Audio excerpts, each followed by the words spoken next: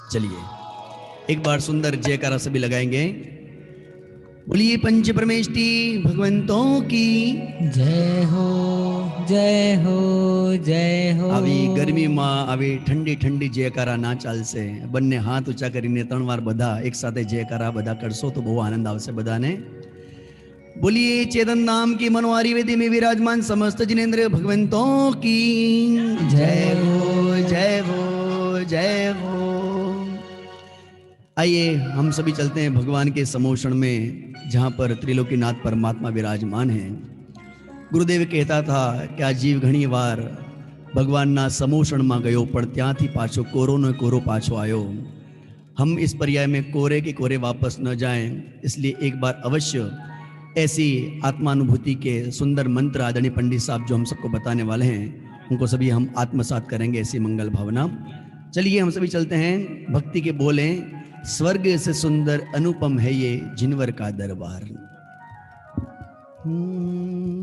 स्वर्ग से सुंदर अनुपम है ये जिनवर का दरबार। स्वर्ग से सुंदर अनुपम है ये जिनवर का दरबार। श्रद्धा से जो ध्यावे निश्चित हो जाए भव पार, यही श्रद्धान हमारा नमन हो तुम्हें हमारा। यही श्रद्धान हमारा नमन हो तुम्हें हमारा। स्वर्ग से सुंदर अनुपम है ये जिनवर का दरबार। स्वर्ग से सुंदर अनुपम है ये जिनवर का दरबार। श्रद्धा से जो ध्यावे निश्चित हो जाता भव पार, यही श्रद्धान हमारा नमन हो तुम्हें हमारा। यही श्रद्धान हमारा नमन हो तुम्हें हमारा।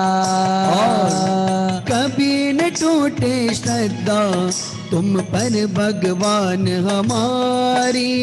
कभी न टूटे श्रद्धा तुम पर भगवान हमारी। झुक जाएगी जीवन में प्रतिकूलता सारी। झुक जाएगी जीवन में प्रतिकूलता सारी। है विश्वास हमारा एक दिन, है विश्वास हमारा एक दिन छूटेगा संसार, यही श्रद्धान हमारा नमन हो तुम्हें हमारा। यही श्रद्धान हमारा नमन हो तुम्हें हमारा।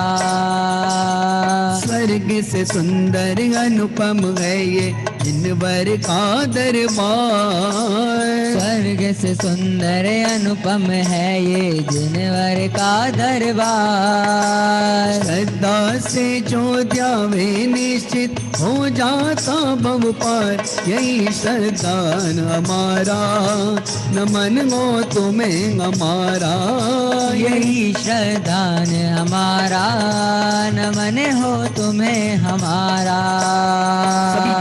हल्की हल्की ताली बजाएंगे तो आनंद आएगा सब। जय हो।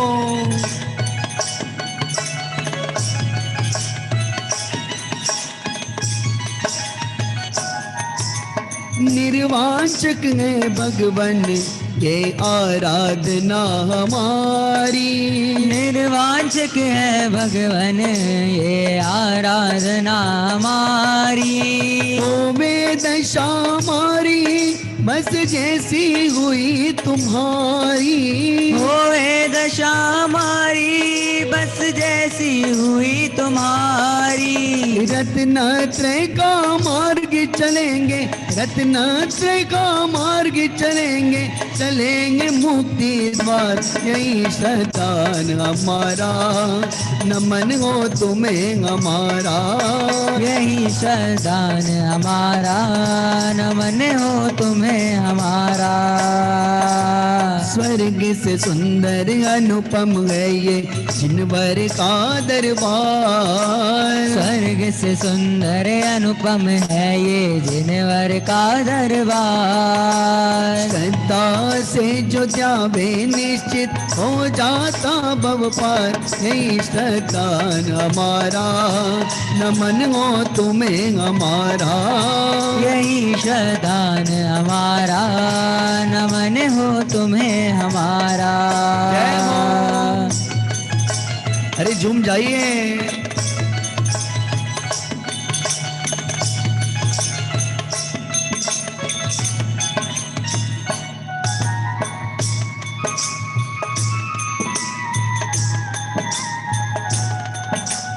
और कैसा है भगवान का केवल ज्ञान। लोकालोक झलकते केवल ज्ञान है पाया। लोकालोक झलकते केवल ज्ञान है पाया। पुरुषोत्तम ही बस उपादेय बतलाया। पुरुषोत्तम ही बस उपादेय बतलाया।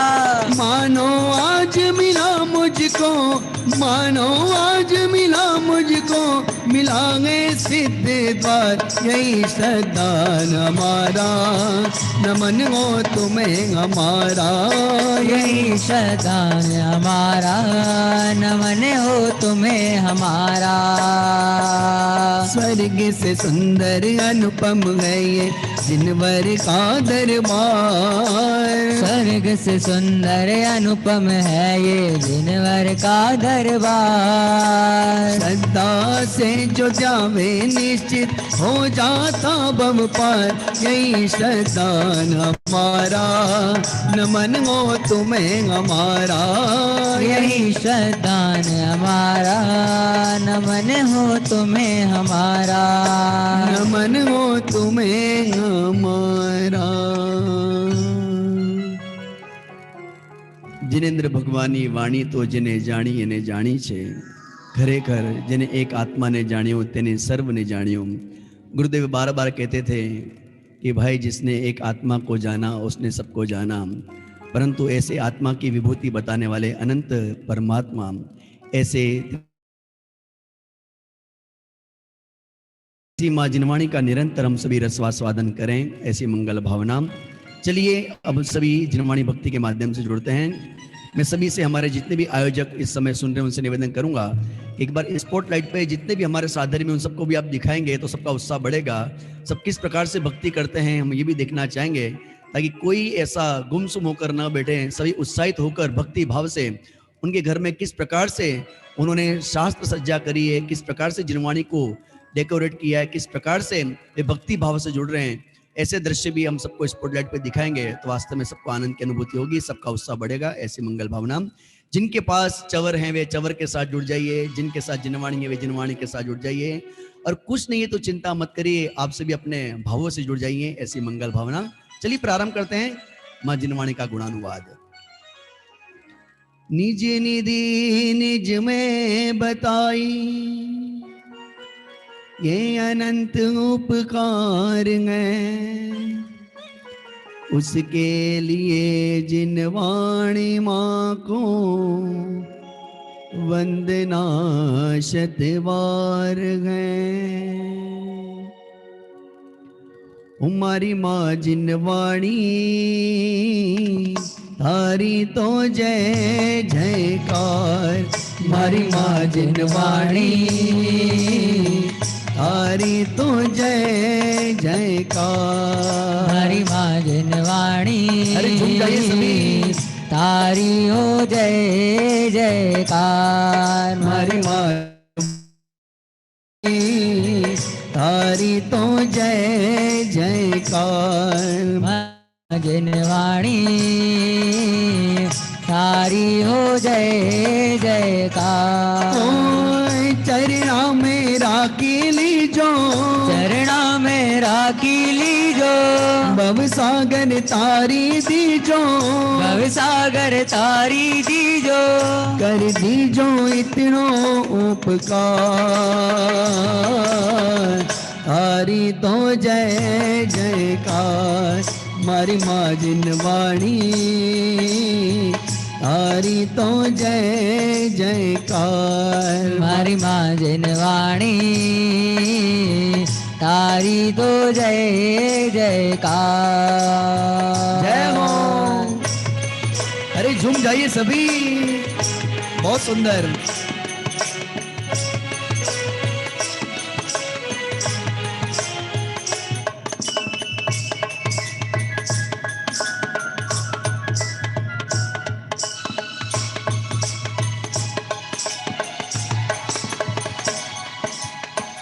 कुंद कुंद सा थारा बेटा, कुंद कुंद सा थारा बेटा, दुखड़ा सब जग का मेटा, दुखड़ा सब जग का मेटा, रचियो समय का सार, तारी तो जय जयकार, मारी माँ जिनवाणी,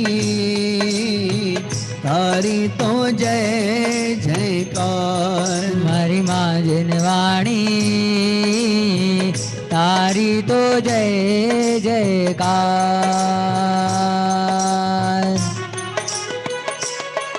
जय हो।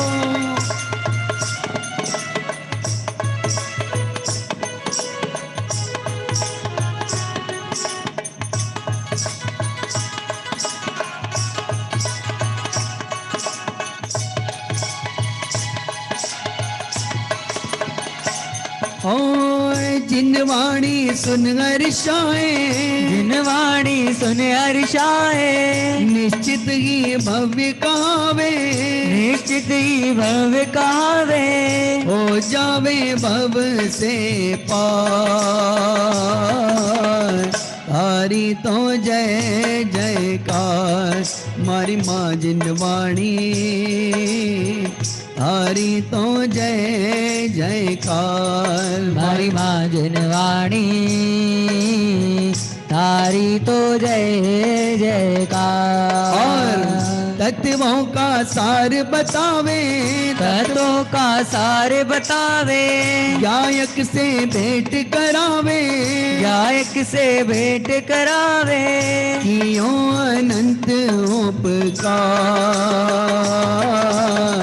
तारी तो जय जयकार, मारी माँ जिनवाणी, तारी तो जय जयकार, मारी माँ जिनवाणी, तारी हो जय जयकार, मारी माँ जिनवाणी, तारी तो जय जयकार। चारों तरफ एक ही आवाज है, एक ही दृश्य, कि चारों तरफ लोग डरे हुए हैं, भयभीत हैं, हाहाकार मची हुई है। सब कहते हैं कि साहब बाहर की हालत बहुत खराब है। गुरुदेव कहते हैं कि भाई एक बार हे जीव तू तारी आत्मा में हाँ तो पाड़, एक बार हाँ पाड़ त्या पछी तने ની લત લાગશે ને હા અને લત બંને મળીને તારી હાલત સુધરી જશે। हे जगत के जीवो, बाहर की हालत तो वास्तव में बिगड़ी हुई है। एक बार अपने त्रिकालिक भगवान आत्मा पर हाँ पाड़ उसकी लत लगेगी तो निश्चित ही हालत सुधरने वाली है। बाहर की हालत तो बिगड़ी अनादिकाल से है, परंतु तू एक बार अपने निज की हालत सुधारने का मंगल पुरुषार्थ प्रारंभ कर तो ख्याल में आएगा कि वास्तव में निज निधि निज में बताइए अनंत उपकार है, उसके लिए जिनवाणी माँ को वंदना शतबार है। एक छोटी सी 1 मिनट की भक्ति, और आप सबसे निवेदन करूंगा कि आप झूमना है साहब, प्रवचन से पहले उत्साहित हो जाओ आप सब एक बार। ये धर्म है आत्म ज्ञानी काशी मंदिर महावीर स्वामी का, इस धर्म के भैया जय हो, इस धर्म के भैया क्या कहना, ये धर्म है वीरों का कहना। जय हो जय हो जय हो जय हो जय हो जय हो जय जय हो जय हो जय हो जय हो जय वाह, हो बहुत जय सुंदर। हो जय हो जय हो जय हो।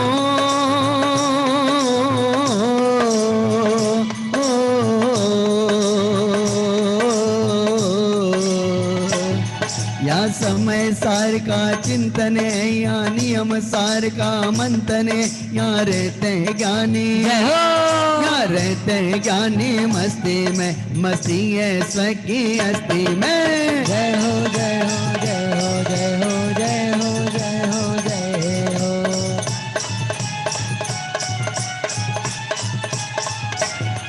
जय हो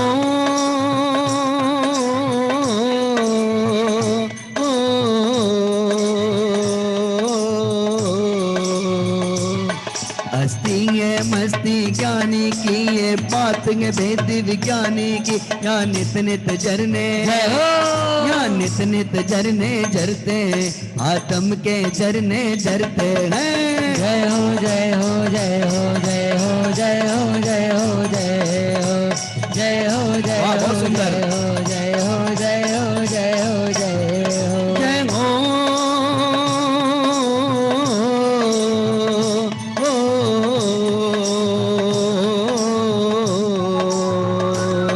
या समय सार का चिंतन है, या नियम सार का मंथन है, या कान गुरु ने, जय हो या कान गुरु ने ये बोला, मेरा जैन धर्म है अनमोला। जय हो जय हो जय हो जय हो जय हो जय हो जय हो जय हो जय हो जय हो जय हो जय हो जय हो जय हो। ગુરુદેવ તો એમ ફરમાવતા હતા, શું ફરમાવતા હતા? હું ગાયક છું એમ નક્કી કર,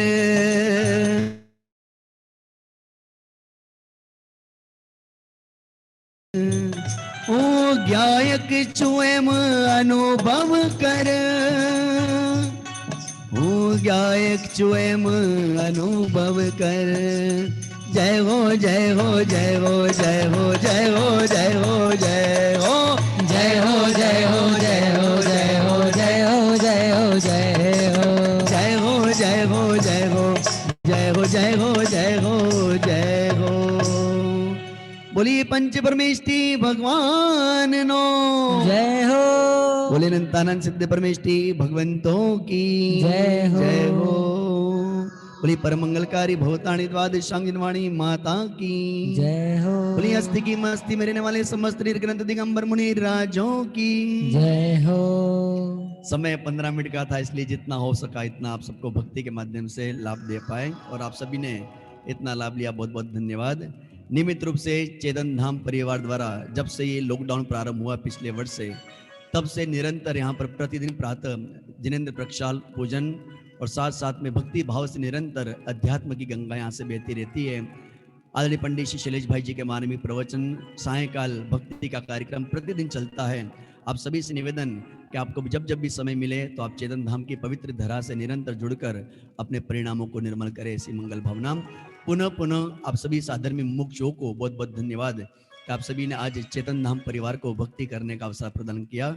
साथ ही साथ आदरणीय हमारे बड़े भ्राता को, हमारे मार्गदर्शक को, हमारे गुरु को, ऐसे आदरणीय संजीव जी भाई साहब का भी इस अवसर पर बहुत बहुत धन्यवाद देना चाहूँगा उनको, कि जिन्होंने हम सबको आज भक्ति के माध्यम से एक पूरे मुमुक्षु परिवार, हम भारत में हैं परंतु विदेशों से मुमुक्षु परिवार के साथ आज जोड़ने का अवसर प्रदान किया। पुनः पुनः आप सभी को बहुत बहुत धन्यवाद। सभी को जय जिनेंद्र। बहुत बहुत धन्यवाद। मेरी आवाज आ रही है परेश भाई? एम आई जी ऑडिबल? जी आवाज आ रही है, एम आई ऑडिबल परेश भाई?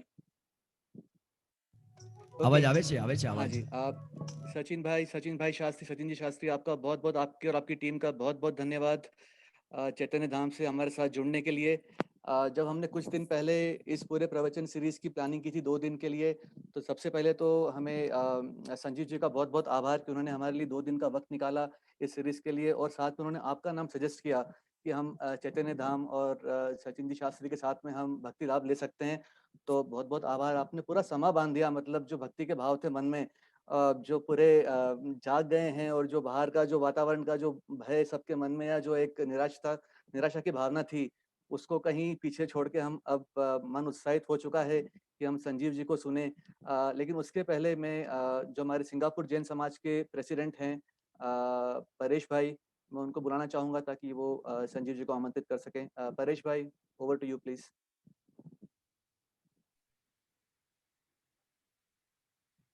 Thank you. Thank you, Sachin ji, Shastri, it was an amazing bhakti. And I have to thank Dr. Sanjeev ji for introducing us to you. કે હવે મને એમ લાગશે કે આપણે એવો કંઈક પ્રોગ્રામ કરશું કે સચિનજી તમે અમને ભક્તિમાં એકદમ નવરાવી દેશો. Thank you, thank you. We have an amazing turnout today, and Jai Jinendra to all Bhayo and Beno and Vadilos from the Singapore Jain Religious Society. Aap saune mara hardik pranam ne swagat. Welcome Sanjeev ji, Dr. Sanjeev ji Koda, for gracing us today in our SJRS lecture series. Dr. Sanjeev ji is known to almost everyone in this Zoom call today. He's a renowned scholar from Jaipur, Rajasthan, and he is also the director on the board of the Jain Adhyatma Academy of North America. He has a regular YouTube following, and he gives lecture almost every night for the benefit of every Jain on this planet, I would say. And today we are really indebted to Dr. Sanjeev ji that he has given us his valuable time to address the Singapore Jain Religious Society and also the larger group. I'm seeing so many faces today that I've never seen before, and I really welcome you to this lecture series. And I also know that this is being live streamed on YouTube, so there are many others watching this lecture series as well. So warm welcome to all of you from Singapore Jain Religious Society. I will not take any more time because I know we are all here to really have Dr. Sanjeev ji address us. Sanjeev ji, over to you.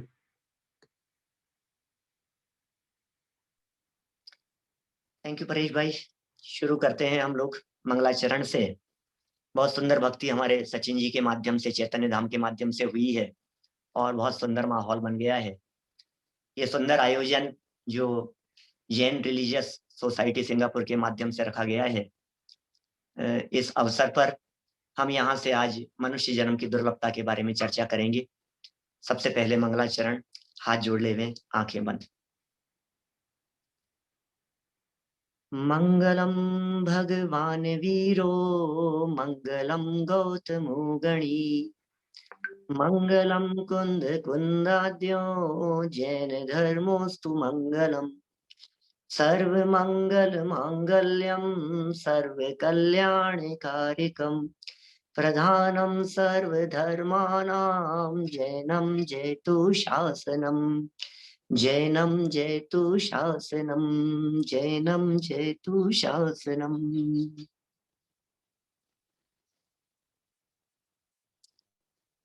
Singapore Jain religious society के माध्यम से आयोजित आज के इस आयोजन में कुछ चर्चा करनी है हमारे को मनुष्य जन्म की दुर्लभता के संदर्भ में और सार्थकता के संदर्भ में. मनुष्य तो हम सब हैं ही, इसमें तो किसी को शंका नहीं है कि हम लोग मनुष्य हैं. हम सब मनुष्य हैं, लेकिन हमें ये मनुष्य दशा कैसे मिली है इसका कुछ अंदाजा है? हमें रंच मात्र भी आइडिया नहीं है कि हम आज कौन सी जगह पर आ गए हैं. हमें रंच मात्र भी आइडिया नहीं है कि हम किस लेवल पर आ गए हैं, हमारे को क्या मिल गया है, हम कौन से स्तर पर आ गए हैं. जहां तक मैं समझता हूं आज इस सभा में कोई ऐसे व्यक्ति नहीं होंगे जो पुनर्जन्म में विश्वास नहीं करते होंगे. हमारी यह मनुष्य जन्म तक पहुंचने की जो यात्रा है, इस यात्रा की शुरुआत हुई है निगोद से. हो सकता है कोई ऐसे लोग भी हों जो पुनर्जन्म में विश्वास नहीं करते हों, लेकिन ये विश्वास तो करना पड़ेगा भैया. पुनर्जन्म पे विश्वास के बिना तो काम चलता नहीं है, क्योंकि यदि पुनर्जन्म पर विश्वास नहीं करेंगे तो मुझे एक स्वतंत्र प्रवचन करना पड़ेगा पुनर्जन्म पर विश्वास दिलाने के लिए. हमारे जो विविधताएं दिखाई दे रही है, सबकी शक्ल एक जैसी नहीं है, सबकी अकल एक जैसी नहीं है, सबके संयोग एक जैसे नहीं है, सबकी परिस्थितियां एक जैसी नहीं है, सबका बाहरी वातावरण एक जैसा नहीं है. आखिर उन सबके पीछे जो भी कारण दिखाई देते हैं, उससे पता लगता है कि ये कहीं ना कहीं से आया है. न केवल कहीं से आया है, इसे मर कर के भी कहीं ना कहीं चले जाना है. मैं बात कर रहा हूं आज कुछ पास्ट लाइफ के संदर्भ में. बहुत ज्यादा चर्चा नहीं करूंगा, क्योंकि मुझे इसकी दुर्लभता और इसकी सार्थकता के बारे में भी चर्चा करनी है कि क्या स्टेप हमारे माध्यम से उठाए जाने चाहिए. निगोद दशा, अनंत जीव है अनंत निगोद दशा में, और निगोद दशा से निकलकर एकेंद्रीय पृथ्वी कायिक आदि अवस्थाओं के अंदर आना, ये महान महान महान महान दुर्लभ काम है। अनंत जीव लाइन में लगे हुए हैं केनल भाई, अनंत जीव लाइन में लगे हैं निगोद दशा से निकलने के लिए। अनंत जीव लगे हुए हैं लाइन में, और उनमें से सिर्फ और सिर्फ चांस मिलता है 608 जीवों को पृथ्वी का एक में आने के लिए, जल का एक में आने के लिए, अग्नि का एक, वायु का एक। ये पेड़ बन गए, झाड़ जैसे बनकर के खड़े हो गए पृथ्वी का एक में आकर के। पेड़, पहाड़ और कहां कहां कैसे कैसे हजारों हजारों वर्षों तक खड़े रहते हैं। 10-10 हजार वर्ष की आयु है पेड़ पौधों की, 21-22 हजार वर्ष की आयु है पृथ्वी का एक जीवों की। पहाड़ बनकर के उसमें काल बिता देते हैं। वहां से निकल करके 2 इंद्रिय दशा की प्राप्ति करना, चींटी हो जाना, लट बन जाना, कीड़े मकोड़े बन जाना, एक एक स्टेप बहुत दुर्लभ है। मैं समय ज्यादा नहीं लगाऊंगा इन सब चीजों में। मेरे पूर्व बहुत सारे प्रवचन हैं इन सब विषयों के ऊपर, जिन पर मैंने दुर्लभता के इन पायदानों की चर्चा की है। अभी लॉकडाउन के पीरियड में ही शायद ही मेरे ख्याल से महीने 2 महीने पहले की चर्चा होगी, लेकिन मैंने कोई 32 पायदान बतलाए, स्टेप्स बतलाए, जिन स्टेप्स को क्रॉस करके हम यहाँ तक पहुंचे हैं। आज उन सब की चर्चा नहीं करूंगा। इतना जरूर कहना चाहता हूं कि मनुष्य जीवन की प्राप्ति साधारण कार्य नहीं है। देव लोग जिस मनुष्य दशा के लिए तरसते हो वो कितनी दुर्लभ होगी। आपको पता है 4 गतियां हैं। कुछ जीव तिर्यंच गति में हैं, कुछ नरक में हैं, कुछ देव गति में है और कुछ मनुष्य गति में है। तिर्यंच में अनंत जीव हैं, अनंत जीव तिर्यंच में, असंख्यात जीव देवगति में और असंख्यात जीव नरक में। लेकिन मनुष्यों में जीव कितने हैं? द्रव्य की दृष्टि से देखो, संख्या की दृष्टि से देखो तो लिमिटेड है। मनुष्यों की संख्या ही लिमिटेड है। मुझे मालूम है आप ये कहेंगे भाई साहब क्या बात कर रहे हो आप कह रहे हो मनुष्य सीमित है। हम तो किसी भी अभी एयरपोर्ट पर यदि हम बुकिंग कराएं तो फ्लाइट के टिकट नहीं मिलते हैं, ट्रेनों में रिजर्वेशन नहीं मिलता है 2-2 3-3 महीने पहले, और आप कह रहे हो कि कम है मनुष्य। हम तो किसी भी व्यस्त चौराहे पर जाकर के खड़े होते हैं तो इतनी भीड़, इतना ट्रैफिक, हम तो देख करके दंग रह जाते हैं। आप कह रहे हो मनुष्य सीमित हैं भैया। लेकिन मैं आपसे पूछना चाह रहा हूं, मनुष्यों की तुलना में चींटियां कितनी हैं, मच्छर कितने हैं, कीड़े मकोड़े कितने हैं, ये तो बतलाओ जरा। आपको उसका अंदाजा है, उनकी काउंटिंग का अंदाजा है? आप जब घर से बाहर निकलते हैं रोड पर, आपके यहाँ सिंगापुर में चारों तरफ ग्रीनरी है, उस ग्रीनरी के एक एक तिनके में, एक एक पत्ते में असंख्यात असंख्यात जीव हैं। बोलो हमने कितने जन्म वहां बिताए हैं एक इंद्रिय बन करके। महाभाग्य से वहां से निकल करके बाहर आए, 10 पर्याय की प्राप्ति हुई, चींटी मक्खी मच्छर आदि भी हो गए। दौलत राम जी तो कहते हैं चिंतामणि रत्न के समान दुर्लभ है भैया, चिंतामणि रत्न जैसा मिल गया हो। अभी चिंतामणि रत्न की व्याख्या नहीं करनी है, लेकिन इतना दुर्लभ है कि जिसकी हम इस पूरी दुनिया में कल्पना नहीं कर सकते हैं, इतना दुर्लभ है। महाभाग्य से ये जीव लट पर्याय को प्राप्त करता है तो कहां आकर के जन्म ले लेता है? आप सोचिए, भिंडी, मटर, आपके चावलों में निकलने वाली इल्ली, उनमें आकर के जन्म ले लिया, उसे कह रहे हैं महाभाग्य से जन्म लिया है। मैं यदि मनुष्यों की बात करूं तो ये जीव अनंत भव तिर्यंच पर्याय में बिताए, असंख्यात भव नरक में बिताए, असंख्यात भव देव पर्याय में बिताए, तो एक भव मनुष्य का मिलता है। आप कल्पना कर सकते हैं क्या क्या कही जा रही है बात। असंख्यात बार देवगति, स्वर्ग के वैभव, इंद्रादिक के वैभव, भोग विलासिता, रत्नों के बीच में जाकर के जन्म लेवे तो एक भव मिलता है जो मनुष्य पर्याय का है। हमें ये मनुष्य पर्याय की प्राप्ति हो गई है। अरे अकेले मनुष्य पर्याय की बात नहीं कर रहा हूं, इस मनुष्य पर्याय में भी जैन कुल का मिलना महाभाग्य से होता है। ये जैन कुल में जन्म लेने के संदर्भ में सदाशिवदास जी का असलीवाल रत्नकरण श्रावकाचार नामक ग्रंथ में लिखते हैं, सुनो, अनंत बार मनुष्य जन्म की प्राप्ति होवे, हीन जाति कुलों में जाकर के जन्म लेवे तो एक भव उच्च कुल का प्राप्त होता है, जैन कुल का प्राप्त होता है। श्रीमद राजचंद्र जी साहब ने अपूर्व अवसर में बहुत सुंदर बातें लिखी है। अभी कुछ दिनों पहले ही मेरी उस पर चर्चा हुई, कुछ प्रवचन किए मैंने, और उसकी पहली लाइन है, बहु पुण्य पुंज प्रसंग से शुभ देह मानव का मिला। आप लोग गुजराती में बोलते होंगे शायद। मैं हिंदी बोल रहा हूँ, उसका हिंदी अनुवाद है, हम लोग हिंदी में बोलते हैं। बहु पुण्य पुंज प्रसंग से शुभ देह मानव का मिला, तो भी अरे भव चक्र का फेरान एक कभी टरा। इस पूरे के ऊपर 4 प्रवचन किए अभी कुछ दिनों पहले, जो भी इसके छंद है 5, 7, 8 जो छंद है उनके ऊपर। बहु पुण्य पुंज प्रसंग, आप देखिए शब्दों की तरफ गौर फरमाइए जरा। बहु पुण्य पुंज, पुण्य का एक समूह, पुण्य का एक ग्रुप, भारी मात्रा में पुण्य का उदय एकदम उदय में आया, उसका फल मिला, तो हमें मनुष्य पर्याय की प्राप्ति हुई है। तरस रहे हैं देव लोग। जब पालकी उठाने का प्रसंग आता है, दीक्षा कल्याण के प्रसंग पर, जब तीर्थंकर परमात्मा बनने वाले जीव जब दीक्षा ले रहे होते हैं, तो स्वर्ग के इंद्र आकर के ये कहते हैं कि पालकी उठाने का अधिकार हमारे को है।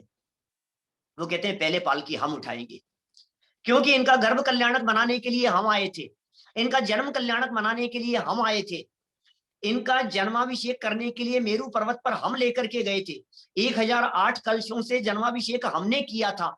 इनके भोजन की व्यवस्था हमारे यहाँ से हुई थी, इनके वस्त्रों की व्यवस्था हमारे यहाँ से हुई थी। आज दीक्षा का प्रसंग है, पालकी भी हम देवगति से स्वर्ग से लेकर के आए हैं, तो पालकी पहले उठाने का अधिकार भी हमारे को होना चाहिए। पता है क्या होता है, बहुत सारे तर्क वितर्क आपस में होते हैं, और एक तर्क, सिर्फ और सिर्फ एक तर्क दिया जाता है, अंतिम तर्क, जिसके माध्यम से ये कहा जाता है कि भैया सौधर्म इंद्र महाशय, आपके ऊपर छोड़ते हैं, ये संयम का प्रसंग है, हम इनके साथ में दीक्षा ले सकते हैं, क्या आप इनके साथ में दीक्षा ले सकते हैं? यदि आप भी दीक्षा ले सकते हैं, तो दीक्षा के इस प्रसंग पर पालकी उठाने का अधिकार आपको दिया जाता है, आपके हाथ में छोड़ते हैं निर्णय। सौधर्म इंद्र के कदम पीछे हट जाते हैं भाई साहब। सौधर्म इंद्र इस बात के लिए तैयार हो जाता है, अरे भाई साहब क्या करें, हमारे स्वर्ग का वैभव का, देवगति का सारा वैभव ले लो, लेकिन कोई हमें क्षण मात्र के लिए मनुष्य पर्याय दे दो। वो देवगति के जीव तरस रहे हैं इस मनुष्य पर्याय के लिए, हमें प्राप्त हो गया है, महाभाग्य से प्राप्त हो गया है, महाभाग्य से प्राप्त हो गया है। जैन कुल मिल गया है, जिनवाणी सुनने का अवसर मिल गया है, उसके भाग्य की तो मैं आपसे बात ही नहीं कह सकता हूं। हमें ये जो चीज सुनने का अवसर मिल गया है, माने हम जिस जगह पर आकर के खड़े हो गए हैं, हम जो जिनवाणी सुन रहे हैं, आज उंगलियों पर गिनने जितने से लोग हैं भाई साहब, कितने लोग हैं हम जो जिनवाणी सुन रहे हैं। जरा विचार तो करो, थोड़ा बात तो करके देखो, जरा आसपास में निगाह डाल करके तो देखो, कितने लोग हैं ऐसे। परेश भाई, कितने लोग हैं आज जो आपके साथ में जुड़े हुए हैं, कितने लोग ऐसे हैं जो रोजाना स्वाध्याय करते हैं, कितने लोग ऐसे हैं जो तत्व चर्चा करते हैं, कितने लोग ऐसे हैं जो जिनवाणी की बात को सुनते हैं। आज आप परदेश में बैठ करके भी, सिंगापुर में बैठ करके भी आप लोगों को ये विचार आया कि हमें ये बात सुननी चाहिए, ये विचार भी किस्मत वालों को आता है, बड़े किस्मत वालों को ऐसा विचार आता है। कौन सुनता है भैया, आज के समय में किसको फुर्सत है ये बातें सुनने की?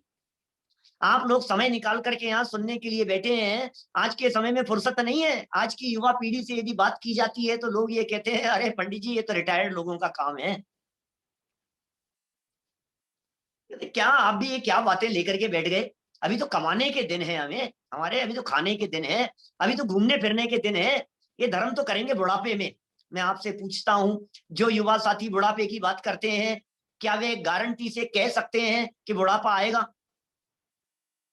दुर्लभता से ये जीवन प्राप्त तो हो गया है, लेकिन इसकी दुर्लभता इसमें भी समझनी चाहिए कि ये टिकेगा कितने समय तक, हमारे पास में टाइम कितना है भाई साहब, इसका भी तो विचार कीजिए। कितना टाइम है हमारे पास में? कौन कह सकता है कि मैं 20 साल जीऊंगा, 40 साल जीऊंगा? बातें करने में तो आशीष जी आप कह सकते हैं। कितना समय है आपके पास में? आप कहेंगे पंडित जी कोई बात नहीं, आप भी जवान हो, हम भी जवान हैं, 30-40 साल तक तो अपन साथ साथ में रहेंगे। अच्छा लगता है भी, और इतना तो है ही भाई साहब, इतना तो, इससे तो कम थोड़ी ना। अशोक जी भाई साहब, यदि मैं आपसे पूछूं कितना समय है आपके पास में, तो आप भी ये तो कहेंगे कम से कम 20-25 साल तो है अभी पंडित जी, कम से कम इतना तो है। मैं सच्ची घटना बतला रहा हूं, मैंने कई बार कई बुजुर्ग लोगों से पूछा है, 90 साल के हो गए हैं, उनसे भी पूछा कितना टाइम है, अरे अब क्या बतलाएं, और साल 2 साल के मेहमान। कितना कितना साल 2 साल के मेहमान। ये सच्ची घटना कह रहा हूं मैं। मेरे ताऊ जी 94-95 की एज में उनकी डेथ हुई 2-3 साल पहले। एक दिन पहले मैं उनके पास में गया था, एक दिन पहले, डेथ के एक दिन पहले मिलने के लिए, और किसी बात पर उन्होंने नाराज होकर के अपने पोतों से ये कहा, सुन लो यार, और साल 2 साल के मेहमान है। क्या कहा उन्होंने? सुनते ही नहीं है बेटा, क्या कहूं संजीव, ये सुनते ही नहीं, मानते ही नहीं है। और क्या हमारी जिंदगी और कितनी सी है, और कितना जिएंगे, साल 2 साल। सोचिए आप जरा, अपने अपने दिल पर हाथ रख करके सोचना, आपके पास में कितना टाइम है। आपको लग रहा होगा 20 साल, 30 साल, 40 साल, 50 साल, 20 साल, 5 साल, साल 2 साल। सुनो, वो साल 2 साल पता नहीं कब मिनटों में निकल जाएंगे, कब सेकंडों में बदल जाएंगे, और जीवन झटके से पूरा हो जाएगा। हम देखते रह जाएंगे, हमें पता भी नहीं लगेगा। ये मनुष्य गति का बहुत बड़ा माइनस पॉइंट है, ये बहुत बड़ा ड्रॉबैक है मनुष्य गति का। हमें पता नहीं लगता है कि हमारी आयु कब पूरी होने वाली है। मुझे पता नहीं है मेरे पास में कितना टाइम है, मुझे पता नहीं है कि कल मेरा जीवन पूरा हो जाएगा। और अभी तो सुन रहे हैं, इस कोरोना के माहौल में वापस परिस्थितियां बदल गई है। आपके सिंगापुर की नहीं कहता हूं, लेकिन हमारे इंडिया की परिस्थितियां तो साल 1.5 साल बाद में भी दोबारा बदल गई है। पिछले वर्ष जो मई जून में जो स्थिति थी, अप्रैल मई में, वापस वही स्थिति आ गई है। और सुनते हैं ऐसा, न्यूज़पेपर की खबरें बन रही है, ये कोरोना आने वाला है, ये टाइम नहीं दे रहा है, अब 24 घंटे के अंदर पता नहीं क्या डैमेज करके चला जाता है। समय नहीं है हमारे पास। कितने लोगों को आज हमने इस कोरोना के काल में मरते हुए देखा है। क्या हमने कभी युवा साथियों को साथ छोड़ते हुए नहीं देखा?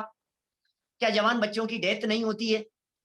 क्या ये घटनाएं हमसे छिपी हुई है? रोड क्रॉस करते हुए गाड़ी ने उड़ा दिया, क्या ये घटनाएं हमसे नहीं छिपी हुई है? प्लेन क्रैश हो गया, गाड़ी खाई में गिर गई, रोड एक्सीडेंट हो गए, कहीं बाढ़ आ गई, कहीं भूकंप आ गए। ये दृश्य रोजाना देखते हैं ना हम, फिर भी हमारे माथे पर बिल्कुल सल नहीं पड़ते हैं। कभी कभी मैं सोचता हूं भाई साहब, जब मैं देखता हूं पुराने जमाने के लोगों को, जब मैं देखता हूं इतिहास को, जब मैं जैन साहित्य को उठा करके देखता हूं, जब मैं जैन शास्त्रों को उठा करके देखता हूं, पुराणों को उठा करके देखता हूं, तो मैं ऐसा महसूस करता हूं, कितना सरल था उन लोगों के लिए। आईने के सामने खड़े थे, मिरर के सामने, एक बाल सफेद देखा और वैराग्य हो गया। भगवान ऋषभदेव स्वामी नीलांजना का नृत्य देख रहे थे, और देखते देखते उसकी मृत्यु निगाह से छिप नहीं सकी और वैराग्य हो गया। अरे ये क्या हुआ? छत पर खड़े हुए हैं कोई, और आसमान में बिजली चमकती हुई देखी, बादलों का विघटन होते हुए देखा, बादल बदलते हुए देखे, इंद्रधनुष दिखाई दे रहा था आसमान में, और नीचे से बच्चे को आवाज लगाया, बेटा आना आना, देख देख देख, रेनबो दिखाई दे रहा है, और बच्चा दौड़ता हुआ आया और गायब। ये दृश्य देख करके उन्हें वैराग्य हो जाता था। ये पुराणों की घटनाएं, उन्हें वैराग्य हो जाता था, वे दीक्षा ले लेते थे। और आज तो हमारी आंखों के सामने ये दृश्य टीवी की स्क्रीन पर दिखाई देते हैं, लाइव दिखाई देते हैं, रोजाना न्यूज चैनल्स पर रोज देख रहे हैं अपन, कहीं बम विस्फोट हो रहे हैं, कहीं क्या हो रहा है, मॉल में बेमौत मारे जाते हैं लोग, बम विस्फोट हो गया, कुछ भी नहीं, मारने किसी और को आए थे और मर गया कोई और। क्या हो रहे हैं ये सब स्थितियां? इन सारी स्थितियों को देख करके भी हमें लगता है बुढ़ापे में करेंगे, बुढ़ापे में करेंगे धर्म, ये धर्म बुढ़ापे में करने की चीज है। कोई व्यक्ति यदि ये दावे के साथ कह सके कि मैं बुढ़ापे में धर्म करूंगा, तो हम कह सकते हैं चलो ठीक है, कोई बात नहीं, लेकिन भरोसा तो कल का भी नहीं है ना। हमारे पास में तो कल का भी भरोसा नहीं है। कितना टाइम है हमारे पास में? बिल्कुल टाइम नहीं है भाई साहब, समय कम है। और सुनिए, बुढ़ापे में आते आते तो हाथ पांव फूलने लग जाते हैं, हम क्या कहें। आप बुढ़ापे में आते आते तो आपको ऐसा लगने लग जाता है, भाई साहब अब क्या करूं, अब क्या करूं। बहुत सारे मरणासन्न लोगों को मैंने अनुभव किया है, कई लोगों को अनुभव किया है। जब अंत समय में हॉस्पिटल में संबोधन करने के लिए घर में संबोधन करने के लिए गया, हाथ पकड़ लेते, पंडित जी मरना नहीं चाहिए, पंडित जी क्या करूं मैं, क्या करूं मैं, क्या क्या क्या उपाय है, कुछ ऐसा करो, कुछ उपाय करो, मरना नहीं चाहता मैं। मरना नहीं चाहता है कोई भी व्यक्ति, कोई व्यक्ति मरना नहीं चाहता इस मनुष्य गति में, मरना चाहता ही नहीं है। मौत आ जाती है, लेकिन मुझे मालूम है, हो सकता है कदाचित आप ये सोच रहे होंगे मरना नहीं चाहता है, लेकिन मरते हुए तो दिखते हैं लोग, आत्महत्या करते हुए। तो मार्केट एकदम टूट गया बहुत ज्यादा, शेयर मार्केट, और आत्महत्या कर ली, कर्जा हो गया, बिजनेस में लॉस हो गया, एकदम व्यक्ति आत्महत्या कर लेता है। नहीं भाई साहब, मरना नहीं चाहता, ये गलत बात है। ये नहीं नहीं साहब, मर रहे हैं साहब, आत्महत्या कर रहे हैं, क्या बात कर रहे हो। आए दिन न्यूज़पेपर की खबरें अपन पढ़ते हैं, मर जाता है व्यक्ति, आत्महत्या कर लेता है, कभी ट्रेन के सामने चला जाता है, कभी कुएं में कूद जाता है, कभी पहाड़ से कूद जाता है, कभी अपनी नस काट लेता है। कितने लोग आत्महत्या कर लेते हैं। अच्छा सुनो, एक एक कोशिश करते हैं अपन थोड़ा सा। एक व्यक्ति को, मैं कुएं के पास में खड़ा हुआ था, और एक व्यक्ति दौड़ता हुआ आया वहां कुएं के पास में, दौड़ता हुआ आया और दौड़ता हुआ आकर के एकदम उसके ऊपर पैर रख करके कूदने के लिए तैयार था, कुएं में कूदने के लिए। मैंने उसका हाथ पकड़ करके रोक लिया, अरे भाई रुक तो सही, नहीं मर जाने दो मेरे को, मैं मर जाना चाहता हूँ, आत्महत्या कर लेने दो मेरे को, रोक दो मेरे को, छोड़ दो मेरे को। मैंने कहा भाई तू रुक तो सही। जबरदस्ती मैंने उसका हाथ पकड़ लिया। मैंने कहा तू बता तो सही तेरे साथ में हुआ क्या है, क्या घटना तो बतला, तेरे साथ में हुआ क्या है। 5 मिनट में मैंने उसकी पूरी घटना सुनी केनल भाई, 5 मिनट में मैंने उसकी पूरी घटना सुनी। और घटना सुनने के बाद में मैंने उसका हाथ छोड़ते हुए कहा, सच में यार तू बहुत तकलीफ में है, एक काम कर तू कूद जा। आपको क्या लगता है वो कूद जाएगा? अब नहीं कूदेगा वो, अब मरने वाला नहीं है, ये मनुष्य गति का व्यक्ति है, ये मरना नहीं चाहता है भाई साहब। भावुकता में यदि कोई स्टेप उठ जाता है और उस स्टेप के उठने पर यदि एकदम अचानक यदि कुछ काम हो जाता है तो मर जाता है ये व्यक्ति। लेकिन यदि उसको 5 मिनट के लिए रोक लिया जाए ना, उसकी जो तेजी थी, उसके अंदर जो भावों का उफान था, वो खत्म हो जाता है। अब नहीं मरेगा। अब उसके कोई पहरेदार लगाने की जरूरत नहीं है, चौकीदार लगाने की जरूरत नहीं है, उसके लिए कोई बॉडीगार्ड देने की जरूरत नहीं है, निगाह रखो भैया मर जाएगा, नहीं मरेगा वो, छोड़ दो उसको, उसके हाल पे छोड़ दो, नहीं मरेगा वो। कोई नहीं मरना चाहता है, लेकिन फिर भी रोजाना हत्याएं होती हुई दिखाई दे रही है, आत्महत्याएं होती हुई दिखाई दे रही है, लोग मरते हुए दिखाई दे रहे हैं। उसके बावजूद हमें ऐसा लगता है आज नहीं कल कर लेंगे, परसों कर लेंगे। सीढ़ियां उतरते हुए कुछ नहीं हुआ था जी, पैर फिसला और जीवन पूरा हो गया। कुछ भी तो नहीं हुआ था, जीवन पूरा हो गया भाई साहब, फिर भी भागे जा रहे हैं। रोज समझ रहे हैं, मुझे मालूम है मेरी इन बातों को आप ये कहेंगे कि पंडित जी कौन सी नई बात बतला रहे हो आप, सब तो जानते हैं ये बातें। जानते तो हैं, लेकिन माथे पर 3 साल नहीं दिखाई देते। जानते तो हैं, फिर कर क्या रहे हो जान करके? उस जानने को जानना नहीं कहते जिस जानने के बाद में आपके कोई स्टेप नहीं उठते। क्या मतलब है ऐसे जानने का? सब जानते हैं एक न एक दिन शमशान में पहुंचे आएंगे हमारे को परिवार वाले, हम सब जानते हैं एक न एक दिन जीवन पूरा हो जाएगा, हम सब जानते हैं। आज नहीं तो कल सबके 100 वर्ष पूरे होने ही हैं, सब जानते हैं। लेकिन आप अपनी बची हुई जिंदगी को बिता कैसे रहे हैं? कहीं ऐसी नौबत तो नहीं आ जाएगी जब आपके सामने यमराज आकर के खड़ा होगा और आप ये कहेंगे कि भैया थोड़ा सा मोहलत तो दे दो, थोड़ा सा मोहलत तो दे दो। है आपके पास में बची हुई जिंदगी का कुछ प्लान? आप सोचते हैं कभी इसके बारे में? संदीप भाई लंदन से बोलो, है आपके पास में बची हुई जिंदगी का कोई प्लान? कितना टाइम है? चलिए कोई बात नहीं, यदि ये कह दिया जाए कि हमारे पास में 6 महीने का टाइम है, क्या प्लान है आपका? 6 महीने में क्या क्या करेंगे आप? बोलो। यदि आपसे कह दिया जाए कि 6 दिन का टाइम है, आप क्या करने वाले हैं? आपसे यदि ये कह दिया जाए 6 घंटे बचे हैं आपके पास में, आप क्या करेंगे? 90%, 99% लोग तो कहेंगे हमारा तो दिमाग काम नहीं कर रहा है, क्या करें भाई साहब। 100% प्रूवन यदि ये बात कह दी जाए, डॉक्टर्स यदि जवाब दे देवे कि आपकी 3 दिन के अंदर अंदर 72 आवर्स का टाइम है, 72 आवर्स के अंदर अंदर ये व्यक्ति परलोक सिधार जाएगा, आप बता सकते हैं आप क्या करेंगे? मैं बता सकता हूं आप क्या करेंगे। आपको तो नहीं पता, मुझे मालूम है आप क्या करेंगे। आपके पास जो वो 3 नंबर है ना, वो सबसे पहले अपने फैमिली वालों को बताएंगे। परेश भाई नहीं समझे होंगे आप 3 नंबर क्या है। 3 नंबर नहीं मालूम आपको? 1 नंबर तो जानते हैं, 1 नंबर, 2 नंबर, एक नंबर नहीं, वो 1 नंबर तो वो जो हम भी जानते हैं और गवर्नमेंट भी जानती है, जो हमारे इनकम टैक्स रिटर्न फाइल के अंदर है, जो हमारी बैलेंस शीट में है, दैट इज 1 नंबर, वो 1 नंबर है। और 2 नंबर का क्या होता है भाई साहब? 2 नंबर वो जो गवर्नमेंट को तो पता नहीं है लेकिन हमारी फैमिली को पता है, वो 2 नंबर है। आपके वहां सिंगापुर में नहीं चलता होगा, इंडिया में तो 2 नंबर के धंधे बहुत चलते हैं, सारा काम 2 नंबर में होता है। यहाँ तो हेरा फेरी इधर उधर कुछ नहीं, सब कच्चे में काम होता है, लोगों को पता ही नहीं कहाँ कहाँ क्या क्या है। परिवार वालों को सब पता है, गंद फंद कहाँ जमीनें ली हुई है, कहाँ क्या किया हुआ है, किस किस के नाम किया हुआ है, कहाँ कितना पड़ा हुआ है, कौन कौन सी जगह पर क्या क्या है, ये सब 2 नंबर में। गवर्नमेंट को पता नहीं है, बैलेंस शीट में नहीं है क्योंकि टैक्स देना पड़ता है ना, वो 2 नंबर। एक और होता है 3 नंबर हमारे यहाँ, आपके यहाँ भी होता होगा 3 नंबर। वो क्या होता है? वो ये होता है भाई साहब, जिसका गवर्नमेंट को भी पता नहीं है और जिसका फैमिली को भी पता नहीं है, जिसका अकेले मुझे ही पता है। क्या?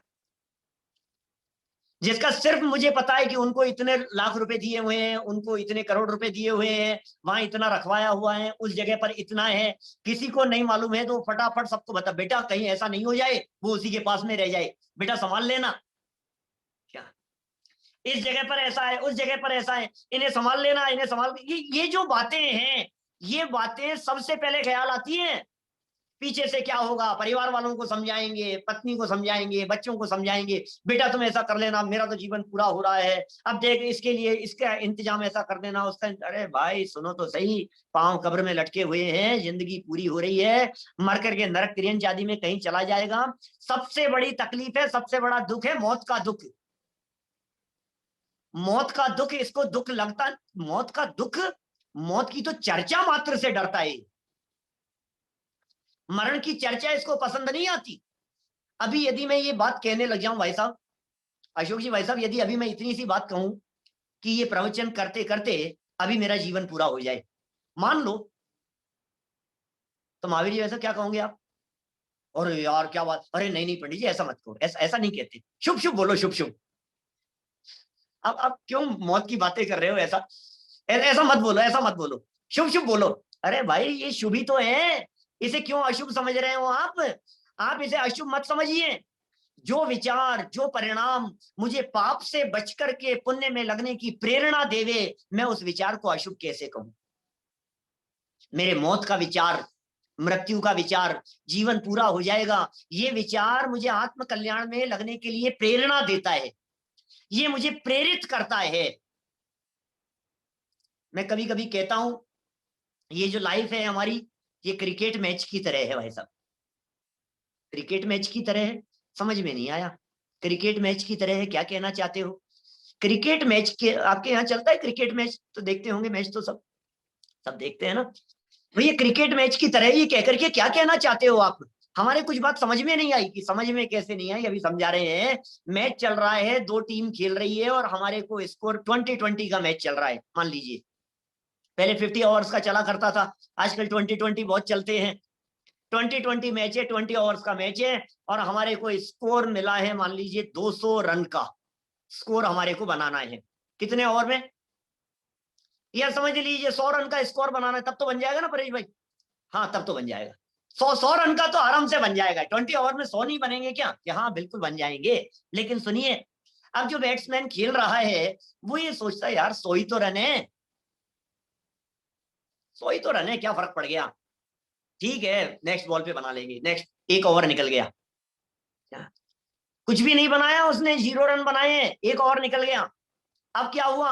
अरे कोई बात नहीं, अभी तो 19 ओवर बचे हैं, रन तो 100 ही है, क्या हो गया उसमें? फिर आगे खेल रहा है और एक ओवर और निकल गया और रन है 0। अभी भी एक ओवर और निकल गया, रन है 0, एक ओवर और निकल गया, रन है 0। सुनिए भाई साहब, धीरे धीरे करके स्कोर तो मतलब उतना ही है और बॉल कम है। समझ में आ रही है बात? धीरे धीरे माथे पर वजन बढ़ता चला जाएगा।